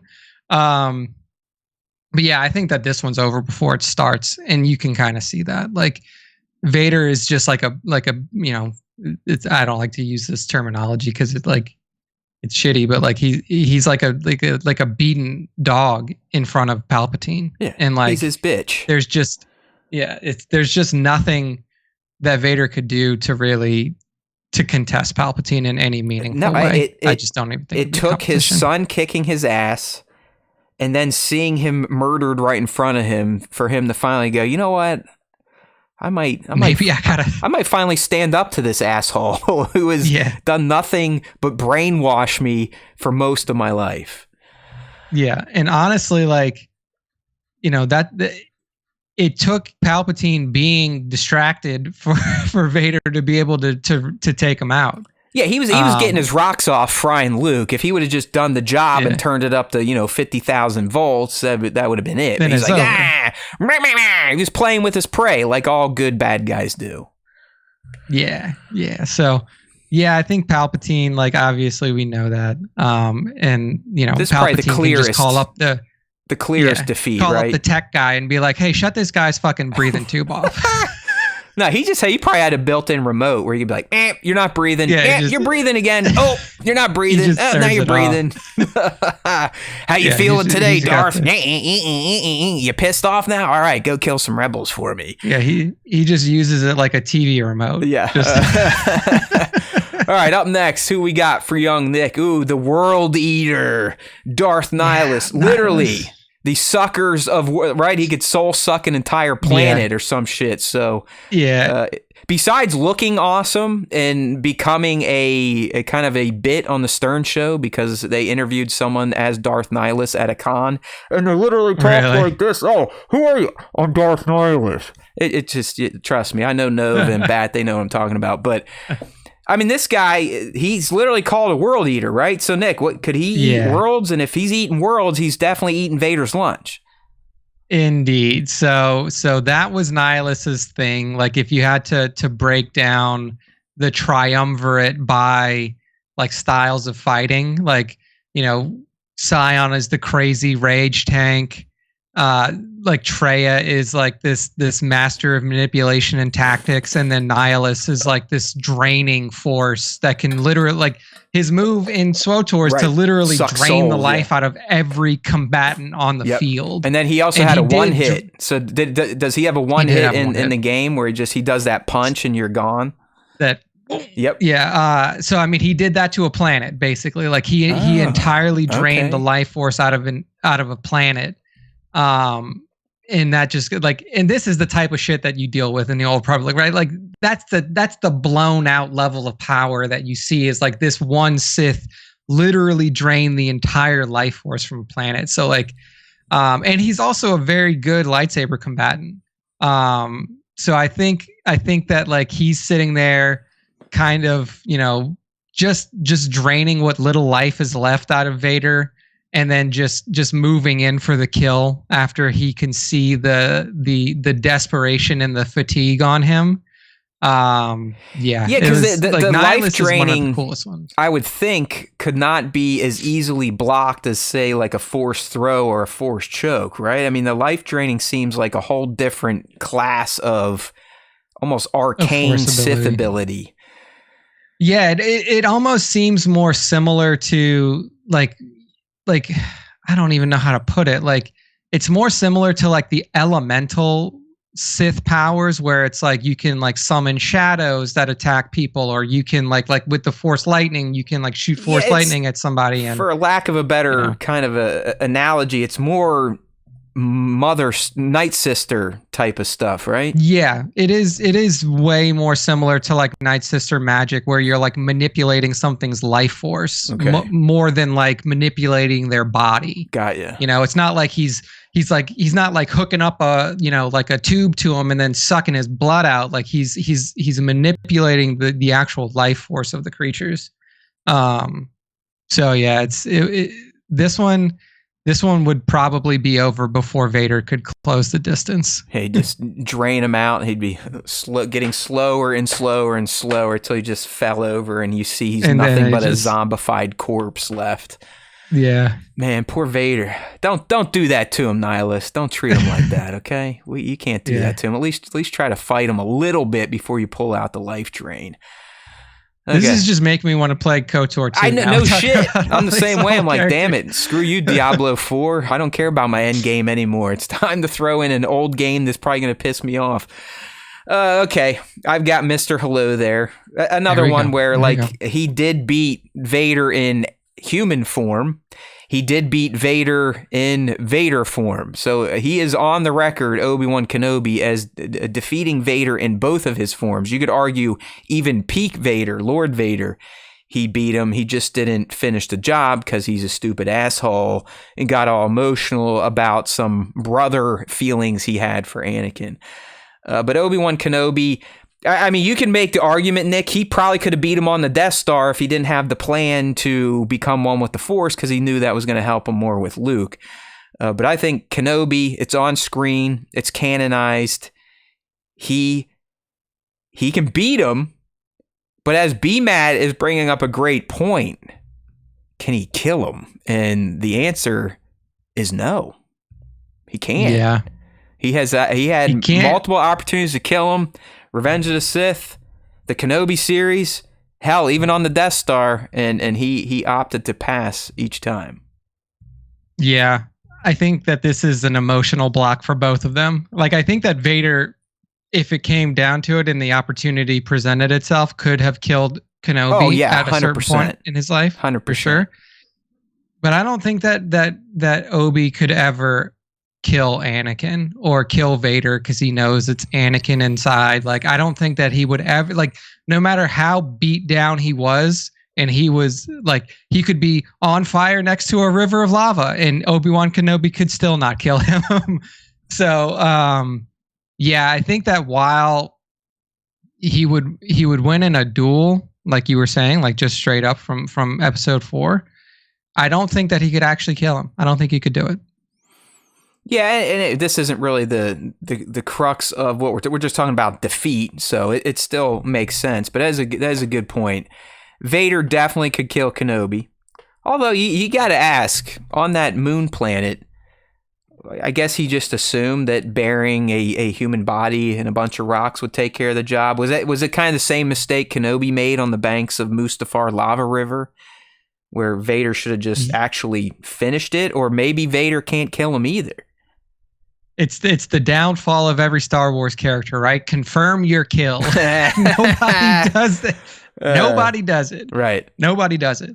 But yeah, I think that at that time period, maybe it was like, because if you think about Vader, like we were talking about with Sion, like he keeps himself alive with this hatred and with this dark side, like this dark side power flowing through him that like really keeps him in fighting shape.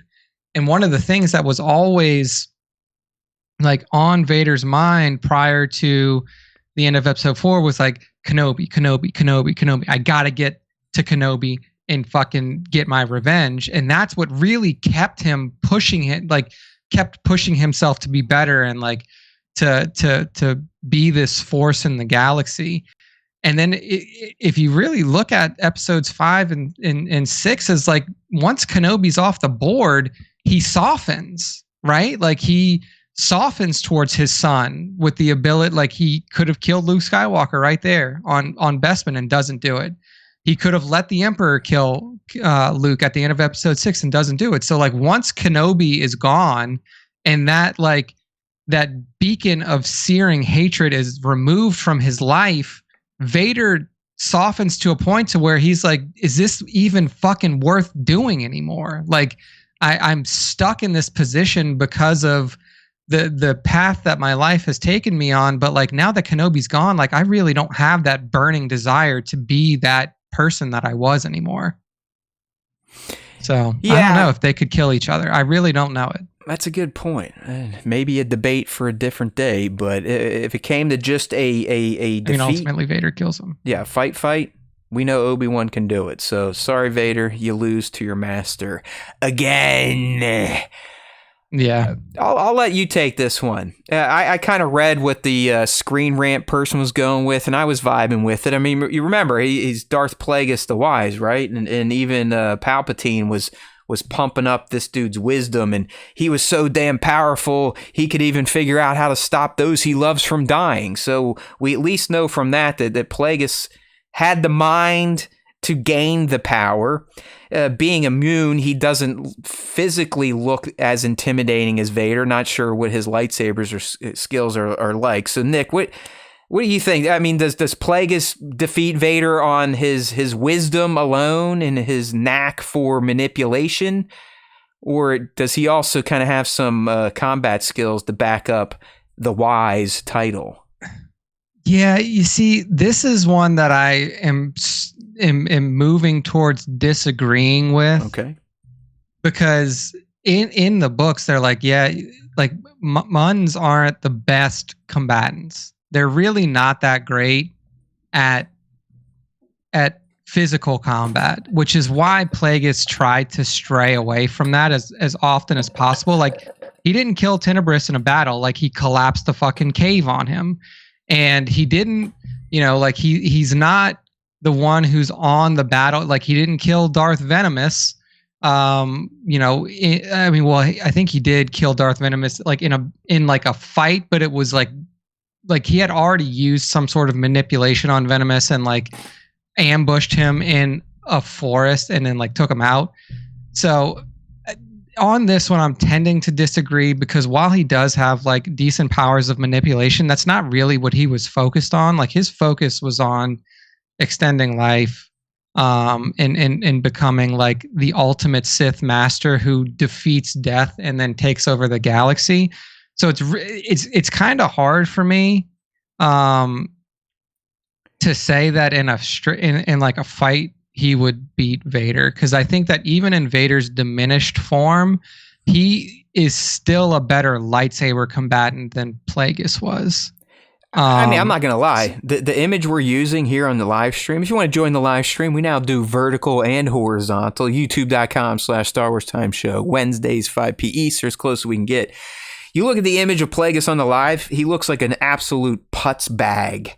If we use Plagueis from Acolyte, that one seems a little more intimidating, creepy, could potentially be a badass, but still looked kind of frail. I mean, he had like skeleton fingers, if you know what I mean, zombie fingers. So yeah, I closed the Screen Rant article, so I can't read what exactly they said. I know it was heavy on the wisdom. They're essentially saying that, like, given Plagueis' history and discipline, he would easily have won a fight against Darth Vader because he could manipulate the situation of the battle, which is kind of what he did with Darth Venomous. Like, he manipulated the situations of the battle so much so that like there wasn't even a fight. But I mean, I guess if you're like, it depends on the terms of the fight, right? Because I don't think that Plagueis can beat him in a straight up one. Like, if this was a cage match, or like if this was just like an open field battle, I don't think that Plagueis can beat him. Like, that's what we're with. The only force power we've said that would work on Vader that he couldn't defend would be Nihilus's life drain. Like the life drain. Other stuff, so like using things to drop on him, he should be able to defend against that type of stuff. Yeah, so I just don't like. I actually kind of disagree on this one. I think that Vader could beat Plagueis, all right, but only if it wasn't like he's walking into a trap that Plagueis had set for him, because that's kind of Plagueis' specialty, right? Well, there we go. This Plagueis we're looking at, and for this segment, Nick, he laid a trap because he is wise, and he wins. There you go. He collapsed the cave on him. Yeah, I mean, I'm going to be honest with you. If I wasn't so weird with numbers, 15 just sounded better than 14. But this was the one I was considering subbing out and using yours, or maybe bringing Maul in instead. But I kept it. Got to go with what Screen Rant said, and it just shows they're stupid and we are not. Okay. Thank you. Yeah, it's like their reasoning was not strong enough for me to really be like, this guy could bunch of happy horse shit over there. All right, let's get back to our next candidate to defeat Vader. And it's the man that makes the man we're talking about, Anakin Skywalker. And I think this is, again, pretty straightforward. Anakin Skywalker is the chosen one. He had a shit ton of power. He was amazing until he was stupid. So Anakin Skywalker, before he goes down the path of the dark side, could probably beat everyone we've just discussed on this list and Vader, maybe even at the same time. I mean, Anakin really, we got to understand, he was essentially a Force god. That's why the Jedi were scared to train him. That's why Palpatine wanted to manipulate and turn him. He was everything. He was supposed to be the end of the dark, the rise of the light, because of his sheer amount of power and ability. So this would actually be an amazing thing to watch. Anakin Skywalker versus Darth Vader. Darth Vader would have a little bit of height, maybe a tad more, physical presence, but in terms of skill and raw power, Anakin blows him out of the pond, right? Yeah, I mean, Anakin is just, a leveled up Vader. Like, honestly, it's they still have the same mental flaws, but he has none of the physical flaws, which is the biggest thing that puts him at risk against like a seasoned Sith Lord or a seasoned combatant. He's not nearly as mentally damaged as Vader either. I mean, yeah, he's got some arrogance issues and wants to be a master, but he's not just a mess of despair and hate. Yeah, there's a different level of mental anguish between Anakin and Vader for sure. So I think that like he honestly just makes quick work of Vader. I don't even think BMAT asked a good question, Nick. Would you want to see this dream fight in live action or animation? I mean, it would be way cooler in animation because you could do some wild shit jazz with it up. But I would take live action. Yeah, you could really take things. Oh yeah. Well, I mean, we saw it when they were doing the YouTube Star Wars YouTube Kids, where they were doing like the anime recreations. Yeah, you can really ratchet up someone's power in animation. But I think as a fan, the lover of the lore, I want to see it live. Fuck it, do it live. Yeah. Right? Okay. Yeah, it would be cool. And our last character that could defeat Darth Vader is none other than Darth Revan. The only cool purple lightsaber wielding Force user in the galaxy. Yeah. I think that Revan, it's so hard to describe Revan, right? Because he's gone through so many iterations and there's been so many different incarnations of Revan over time that we've seen in KOTOR and then in SWTOR and then in books and everything else. And there's a line from SWTOR that I really liked from Revan. And it's one of the first times you fight him in one of the dungeons in the earlier parts of the game. And basically what he says is that he is the master of both the light side and the dark side. And if you really look at that character's progression and how his story goes, he really is. Like, he was a Jedi Knight that was sent off to battle Mandalorian warriors during the Mandalorian Wars, and then comes back like the most badass Sith Lord you've ever seen before, and then goes back to the Jedi and becomes a master. Like, the dude has the most experience using different Force capabilities than probably anyone. Dual lightsaber combatant, which is always going to be hard for somebody with limited movement to deal with, like Vader. And then just like this overblown, like a bit like Force abilities. Like he can use dark side abilities. He can use light side abilities. He can, he has these different combat styles that he can weave in and out of that just make him such a formidable opponent for literally anyone. Like, it's a very, very unique character in Star Wars, one that we really haven't seen before. Somebody who was able to successfully go from light to dark back to light and then become kind of neutral. Like, I'm not a Jedi or a Sith anymore. I am Revan. I am a Palpatine. Really I am a Skywalker. I There am you go. Revan. What's your name? I am Revan Skywalker. Did he bury his blades right next to the Skywalker homestead on Tatooine? I think if you dig about 10 feet over, you'll find Revan's blades. Yeah, the same hey, spot. you, what's your name? I'm Revan Skywalker. But yeah, I think Revan, like BMAT says that Revan is a more fleshed out character than Vader in terms of, I mean, that's arguable, maybe, like, I'm not sure, but yeah, I mean, like, there's a ton of lore on Revan and all of it's really awesome. So if you haven't, taken the time to like look up Revan either on Wiki or like watch videos from the SWTOR movie or like play the KOTOR game, stuff like that, like do yourself a favor and like dig into this character, because he is just such a fun, well-made character that has an incredible story arc. Oh, here's YouTube doing its. We're just gonna crash the stream shit again. This is my YouTube crashed like 20 minutes ago, but then I just like hit refresh and pop back up. So I don't know. YouTube is just. I'm not sure. I mean, this is now 3 weeks in a row, and I promise you, people, this is not us doing this shit. Yeah, and like, look, I'm not like Matt's sending the stream. I'm just here watching the chat, so it's not like I'm not using weird, an overly high amount of my, and it's the main one. The vertical stayed fine. The main one just toast. Oh well. Yeah, man. Listen, I hate to say this because Vader is my number one. I think he looks fucking awesome, but there is a strong part of me that wants to say Revan looks even cooler. And it's like, I mean, looks alone, he almost beats Darth Vader, and it kills me to say that, but there's some about a motherfucking Force user wearing a Mandalorian face mask that just looks radical. It's so cool, dude. I cannot wait to get this hot toy. I really haven't even gotten excited for toys anymore, so I got to stop buying $300 toys. This is one.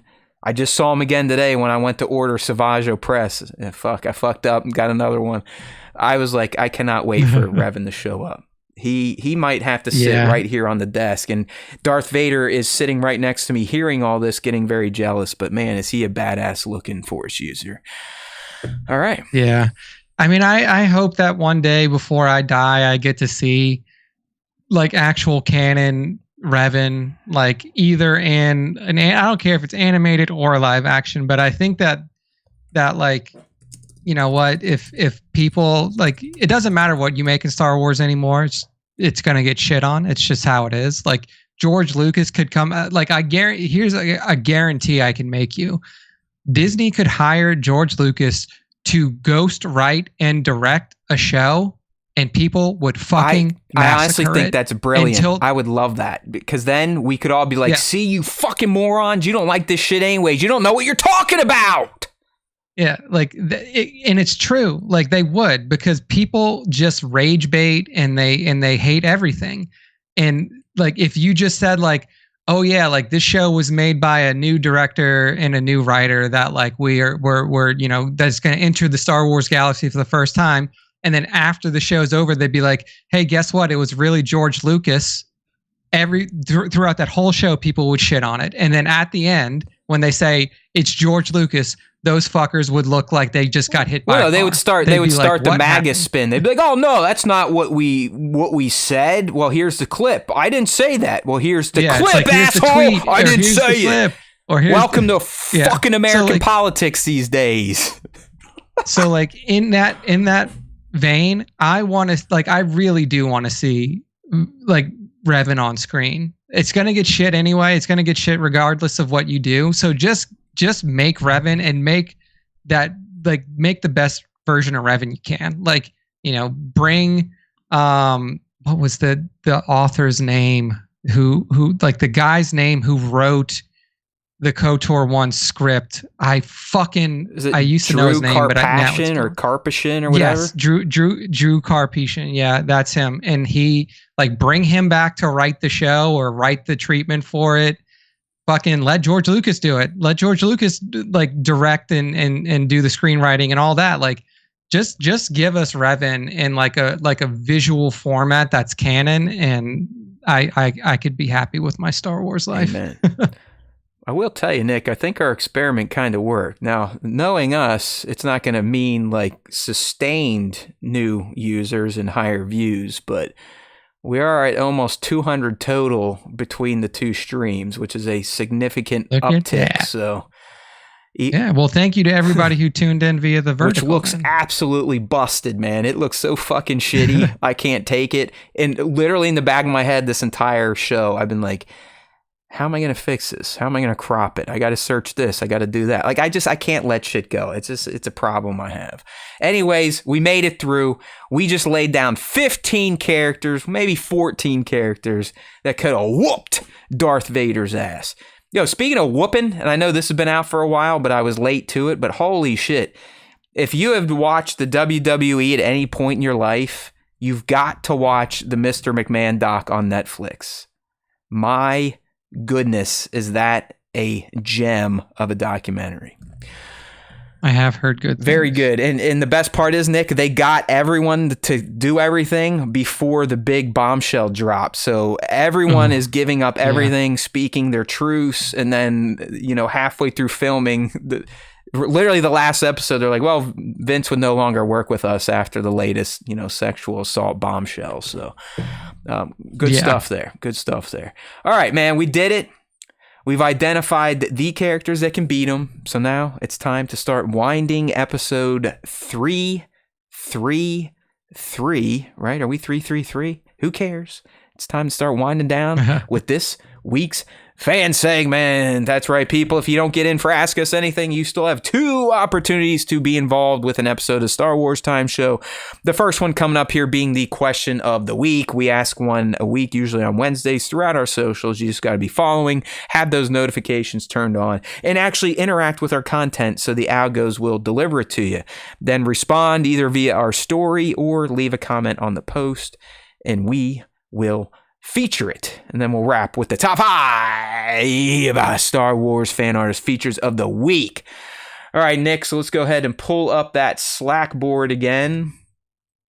Bingo, bango. Indeed. Switch on over to the question of the week. Of course, we asked you fans, who do you think could beat Darth Vader? I used my AI created Darth Vader. Yes, I'm one of those scumbags now that Google Gemini now has Imagen 3. And it's getting a little bit better at image generation. So I made a Halloween Vader for this. And it wasn't bad. They just put a little pumpkin stem on top of his helmet. I was like, all right, AI, you nailed it. But here we go, Nick. Who do the fans think could defeat Darth Vader? Go. All right. First up, we got Tones1138. He said Darth Maul in his He's prime. too erratic. He would have done the same thing he did to Obi-Wan Kenobi. Yeah, I was gonna say. I think with that one, it really does get into like these two manic animals just running at each other. So I don't trust know. me. Nick and I really kicked the tires on both know. Maul and Ahsoka, and Ahsoka has fundamentally lost to Darth Vader on screen. Like it's a thing. So she got bumped. But I was kind of thinking on Maul. He's like he just the rage and the way he got his ass beat by old man Kenobi. It ain't happening. But we love you, Tones. We speak your name. Indeed. All right. Next up, we have Press Pause Photography, Connor over at Beyond the Dune Sea.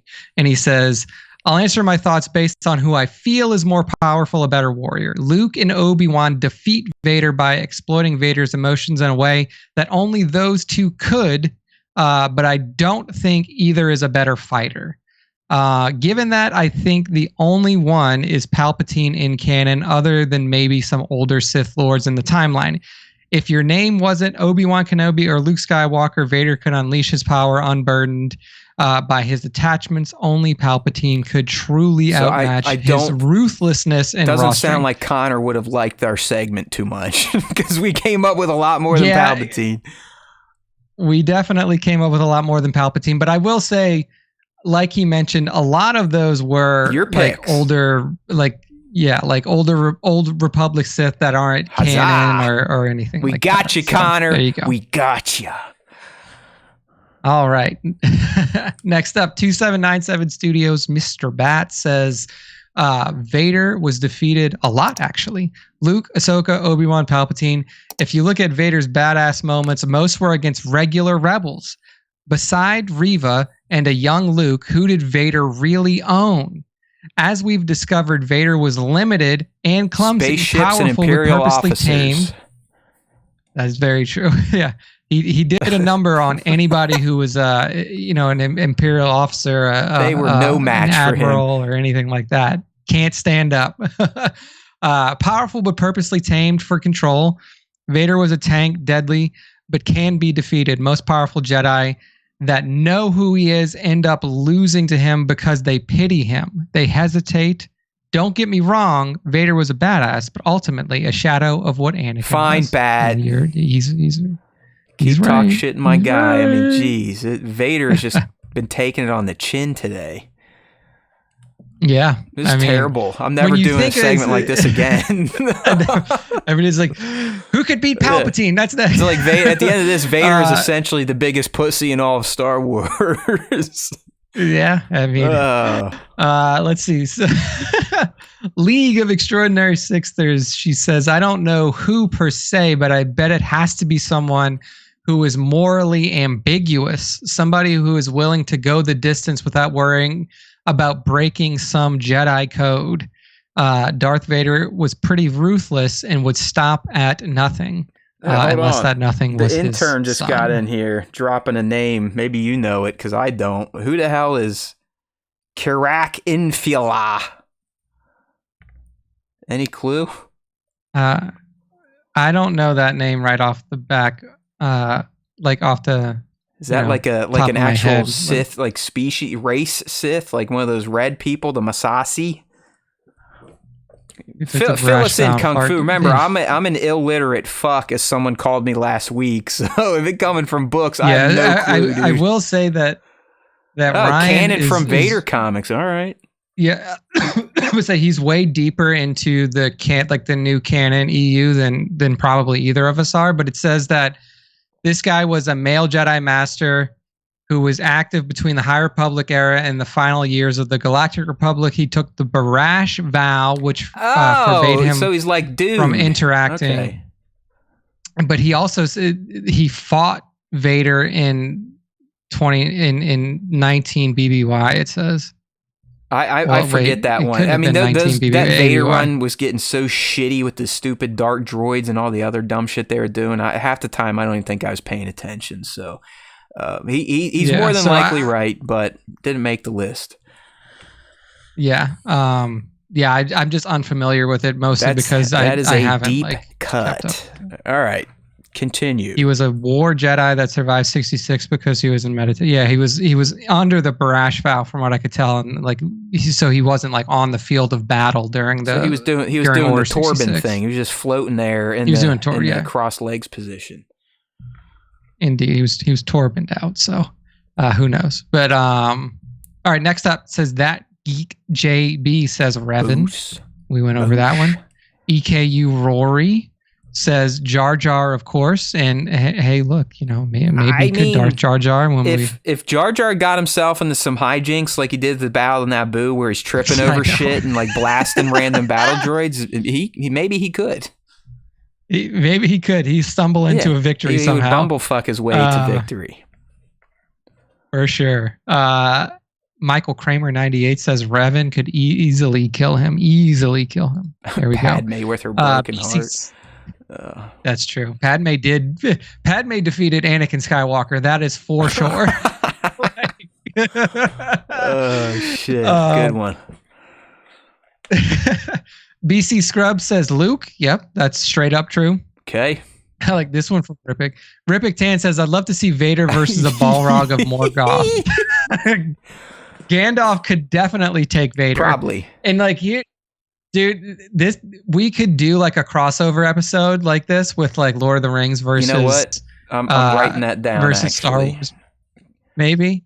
But the thing is because like everything you've seen of Gandalf, everything you've ever seen of Gandalf, aside from like the new stuff in Rings of Power, in one moment in the LOTR trilogy, he's never used magic because the Istar and the Maiar and like the wizards of Middle Earth are not allowed to use magic to influence the outcome of mortal beings.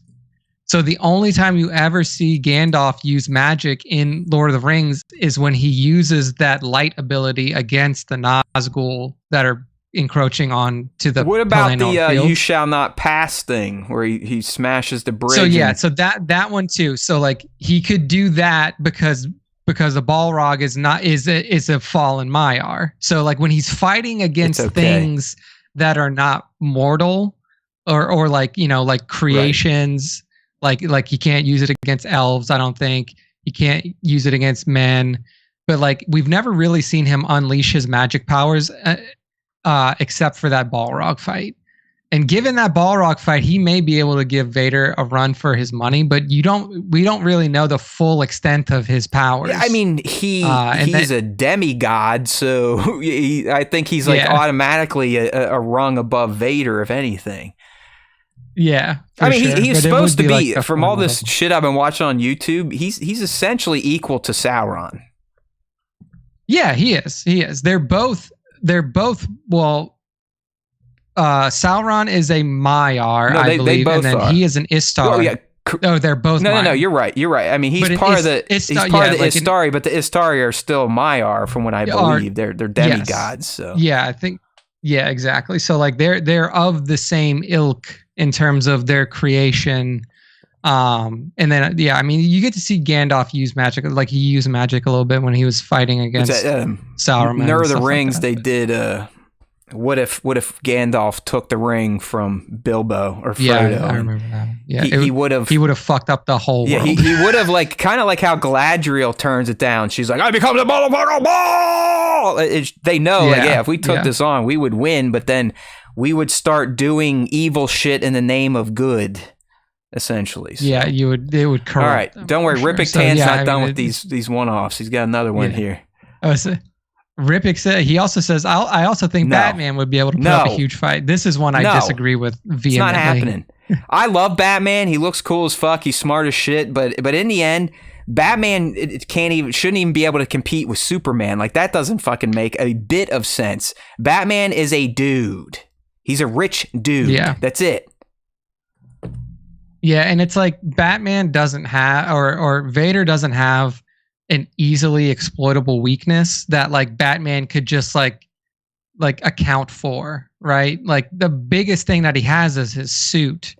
And so like Batman's whole thing would be like, how do I disable his suit? Because you can't get close to him. Even if he does, Vader reaches up and goes, okay, you're done. Yeah, just chokes. Sorry. Yeah, just chokes him to death. So I don't know about He doesn't get a chance to short out the suit. I'm sorry. Batman walks in, Vader could just lift him in the air, pin his arms behind his back, ripping his arms out of his shoulder sockets, and forming him into a cube of bone and meat.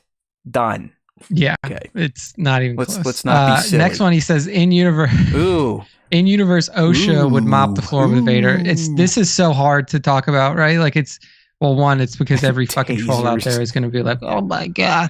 But I mean, the thing is like, we don't know enough about OSHA to know what her, and we never will. They're two from one. Are they a dyad? We don't know. Or were they fully created from the Force like Anakin was? And remember, we're not talking about Anakin. We're talking about less than Anakin, Darth Vader. So if OSHA was allowed to train and grow in the dark side of the Force, I don't know if we can really knock what Ripik's saying. I mean, she's born of the Force, so she's got the juice in her, and we saw she's quite capable of wielding it in dastardly ways. So so I mean, maybe, but we would have to have a lot more exposition. You know what? While we're here, what about Khmer? OSHA and stuff. Khmer v. Vader.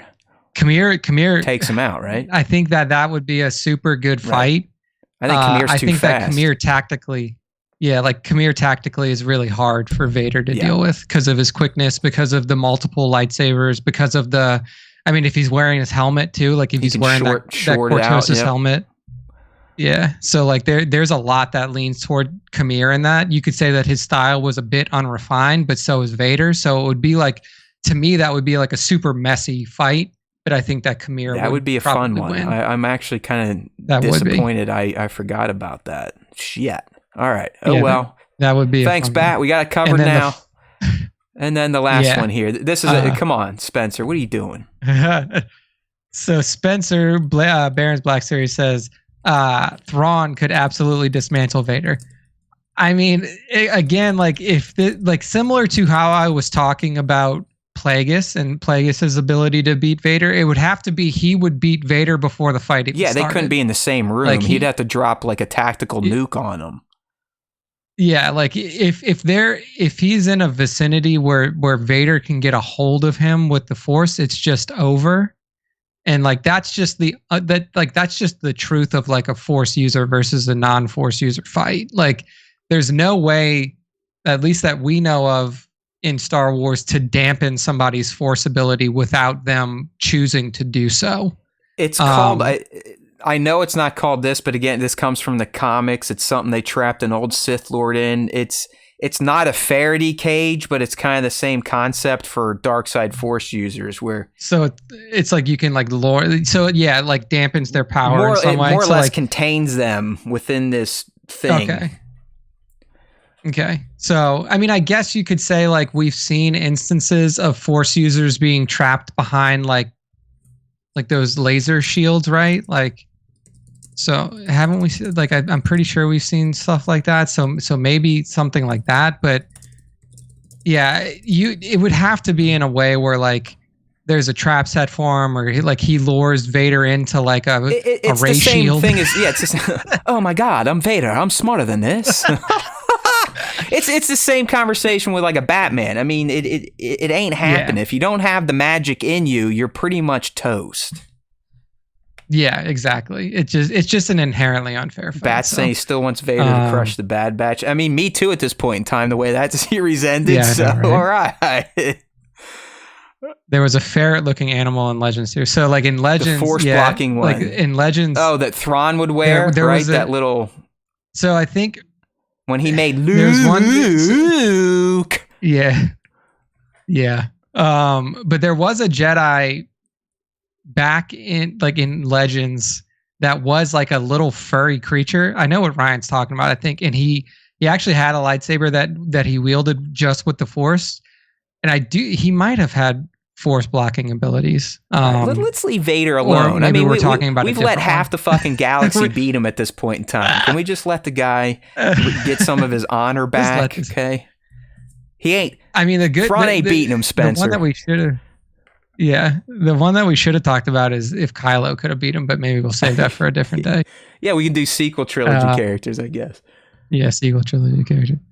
All right. Yeah, that's that. Something like that. But yeah, that's it. So thank you to everybody who responded to the question. We actually got a lot of responses from Question of the Week this time, so I appreciate everybody jumping out there and giving their take on who could defeat Vader in a battle. Now we're going to move on to the next part of our fan segment, which is the top 5 Star Wars fan artist features of the week. To get involved with this segment, make sure to follow us at StarWarsTime.show on Instagram and tag us, tag at StarWarsTime.show on all of your Star Wars Instagram posts. That is how you fall into our tagged feed, and that is where I pull the top 5 from.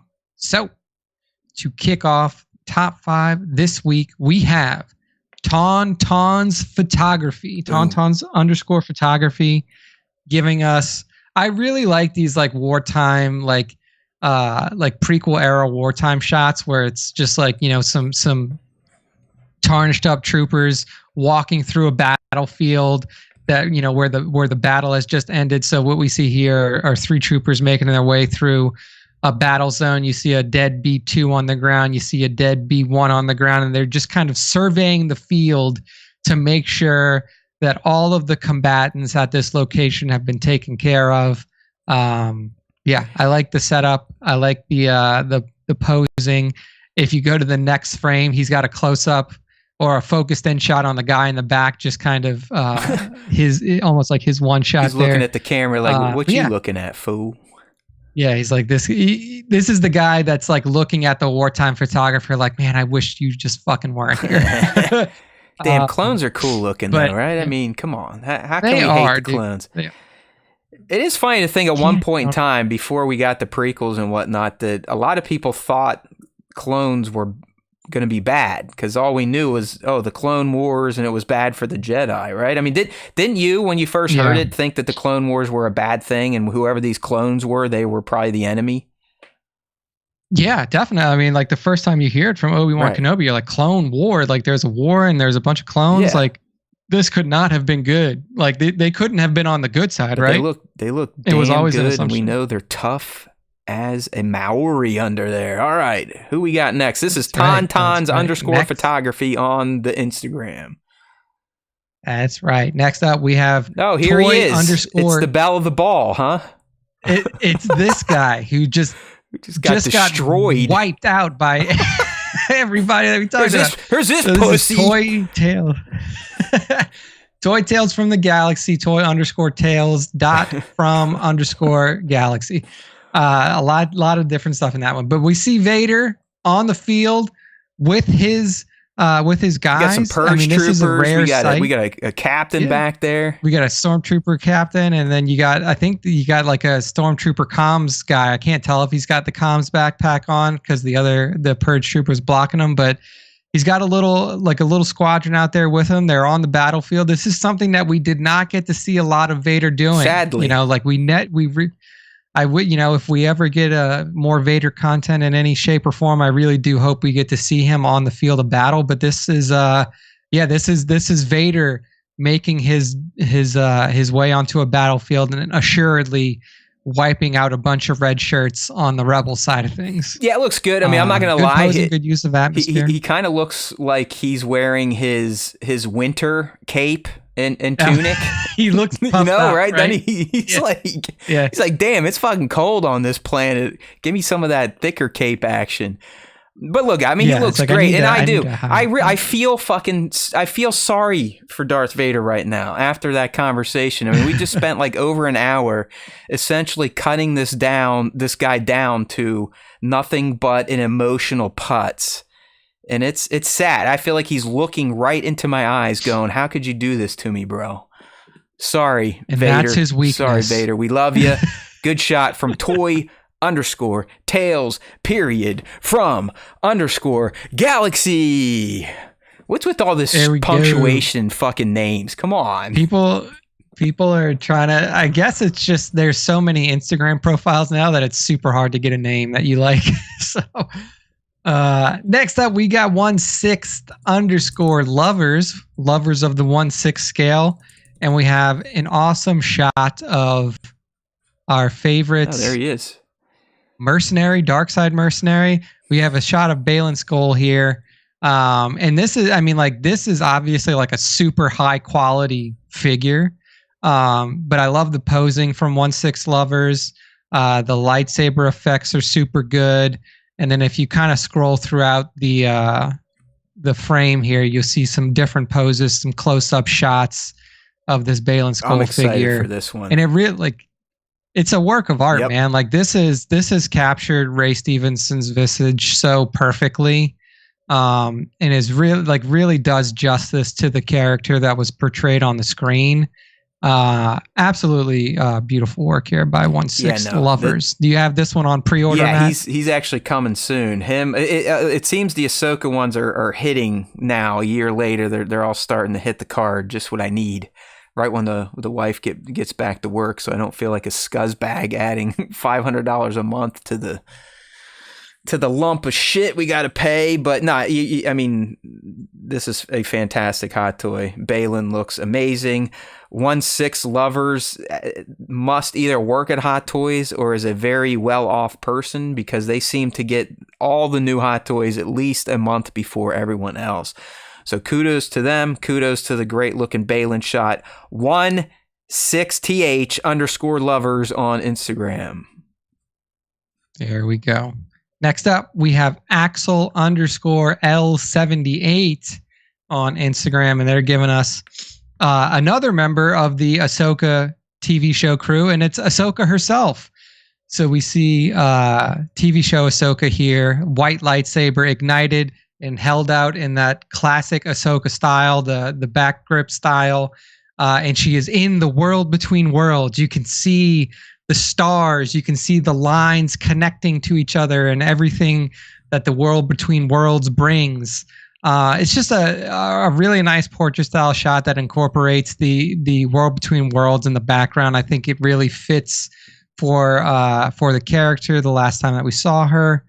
Yeah, No, just an awesome. This is a shot. good looking one. It is, Nick. It's just like, hey, it's called it's new toys for a show that's a year old time. That's just how things work these days. It takes a year to get figures from a show that came out a year ago. But same thing here. This is the new SH Figure Arts Ahsoka, and she does look great. I mean, this is a little 6-incher, a tiny one, good looking face sculpt, highly posable. And as Eric Mikolai is saying, he may or may not like to touch her. As a lot of us that like Star Wars characters with head tails, neck tails, you name it, there's a whole faction of us. Mando Pirate, you and Eric Mikolai should team up. Okay?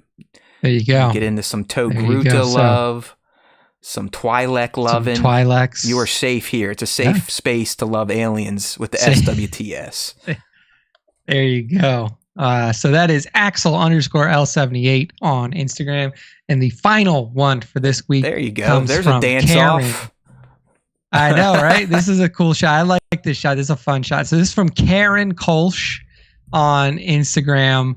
And what Karen Kolsch gives us is this awesome dance battle. To face off for a dance battle about to happen. So on one side, you got Bo-Katan, you got Din Djarin, you got Rey Skywalker, and you got Jar Jar Binks. And on the other side, you got random stormtrooper, Aura Singh, and Sabine Wren getting ready to throw down on the dance floor. It's going to be a hot battle. I love the use of atmosphere. I love the lighting that's in here where you get these green tones on one side and the blue tones on the other. The way that they're positioned with all their hands in the middle, feet facing toward each other. It really does feel like a Sharks versus Jets dance battle is about to break out. I think they have a whole series. Let me pump out over to their page. Yeah, here we go. Yeah, look at it. Here's one with Kuiil. Zam Wessel, and it looks like the Tusken boss. The Tusken, Tusken captain. Then you got Aura Singh and Sabine Wren doing a little ditty. And look at Vader with hair. Hera. Oh, nice one, Karen Kausch. Dig it. That is. Hey, you know what? We'll follow you back, Karen. I didn't know. We've taken care of it now. You have just joined the good side. There we go. So just good stuff, fun stuff here. I love these fun Star Wars shots that like kind of take the universe and put them in a bit more of a light. Right, you were calling for it. We just put out our clip how you feel that a Lando series could just kind of bring some levity back to Star Wars, a little less serious type of plot, and Karen's right behind you with a galactic dance-off. Hey, make it happen. Bring all these people together and let the dance off start. I have a feeling Filoni tuned in now that we're doing Vertical Live, so you never know. I'm sure he just right. Yeah, I think he's here. I think Dave is listening. He's writing it down, taking notes. Take some notes. That's right. So, but that is it. That is the end of the top 5, and that is the end of our show for this week. Matt, go ahead and close. We did it. Didn't start great. Apologies to those that were right here at 5, even past 5:05. I think we went all the way to 5:10 today. So we were definitely not as close as we can get. We will get better, and I will fix the vertical stream before next week. And hopefully that worked out. The numbers are showing it did. It's still not the numbers we deserve. I'll never say that. I feel like we should have thousands listening to us at a time.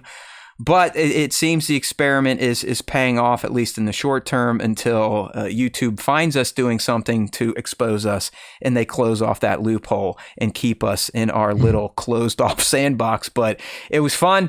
Hopefully you all appreciate the Vertical Live. We're always going to be doing the horizontal. That's where the fans come to. That's where the chat's going to be.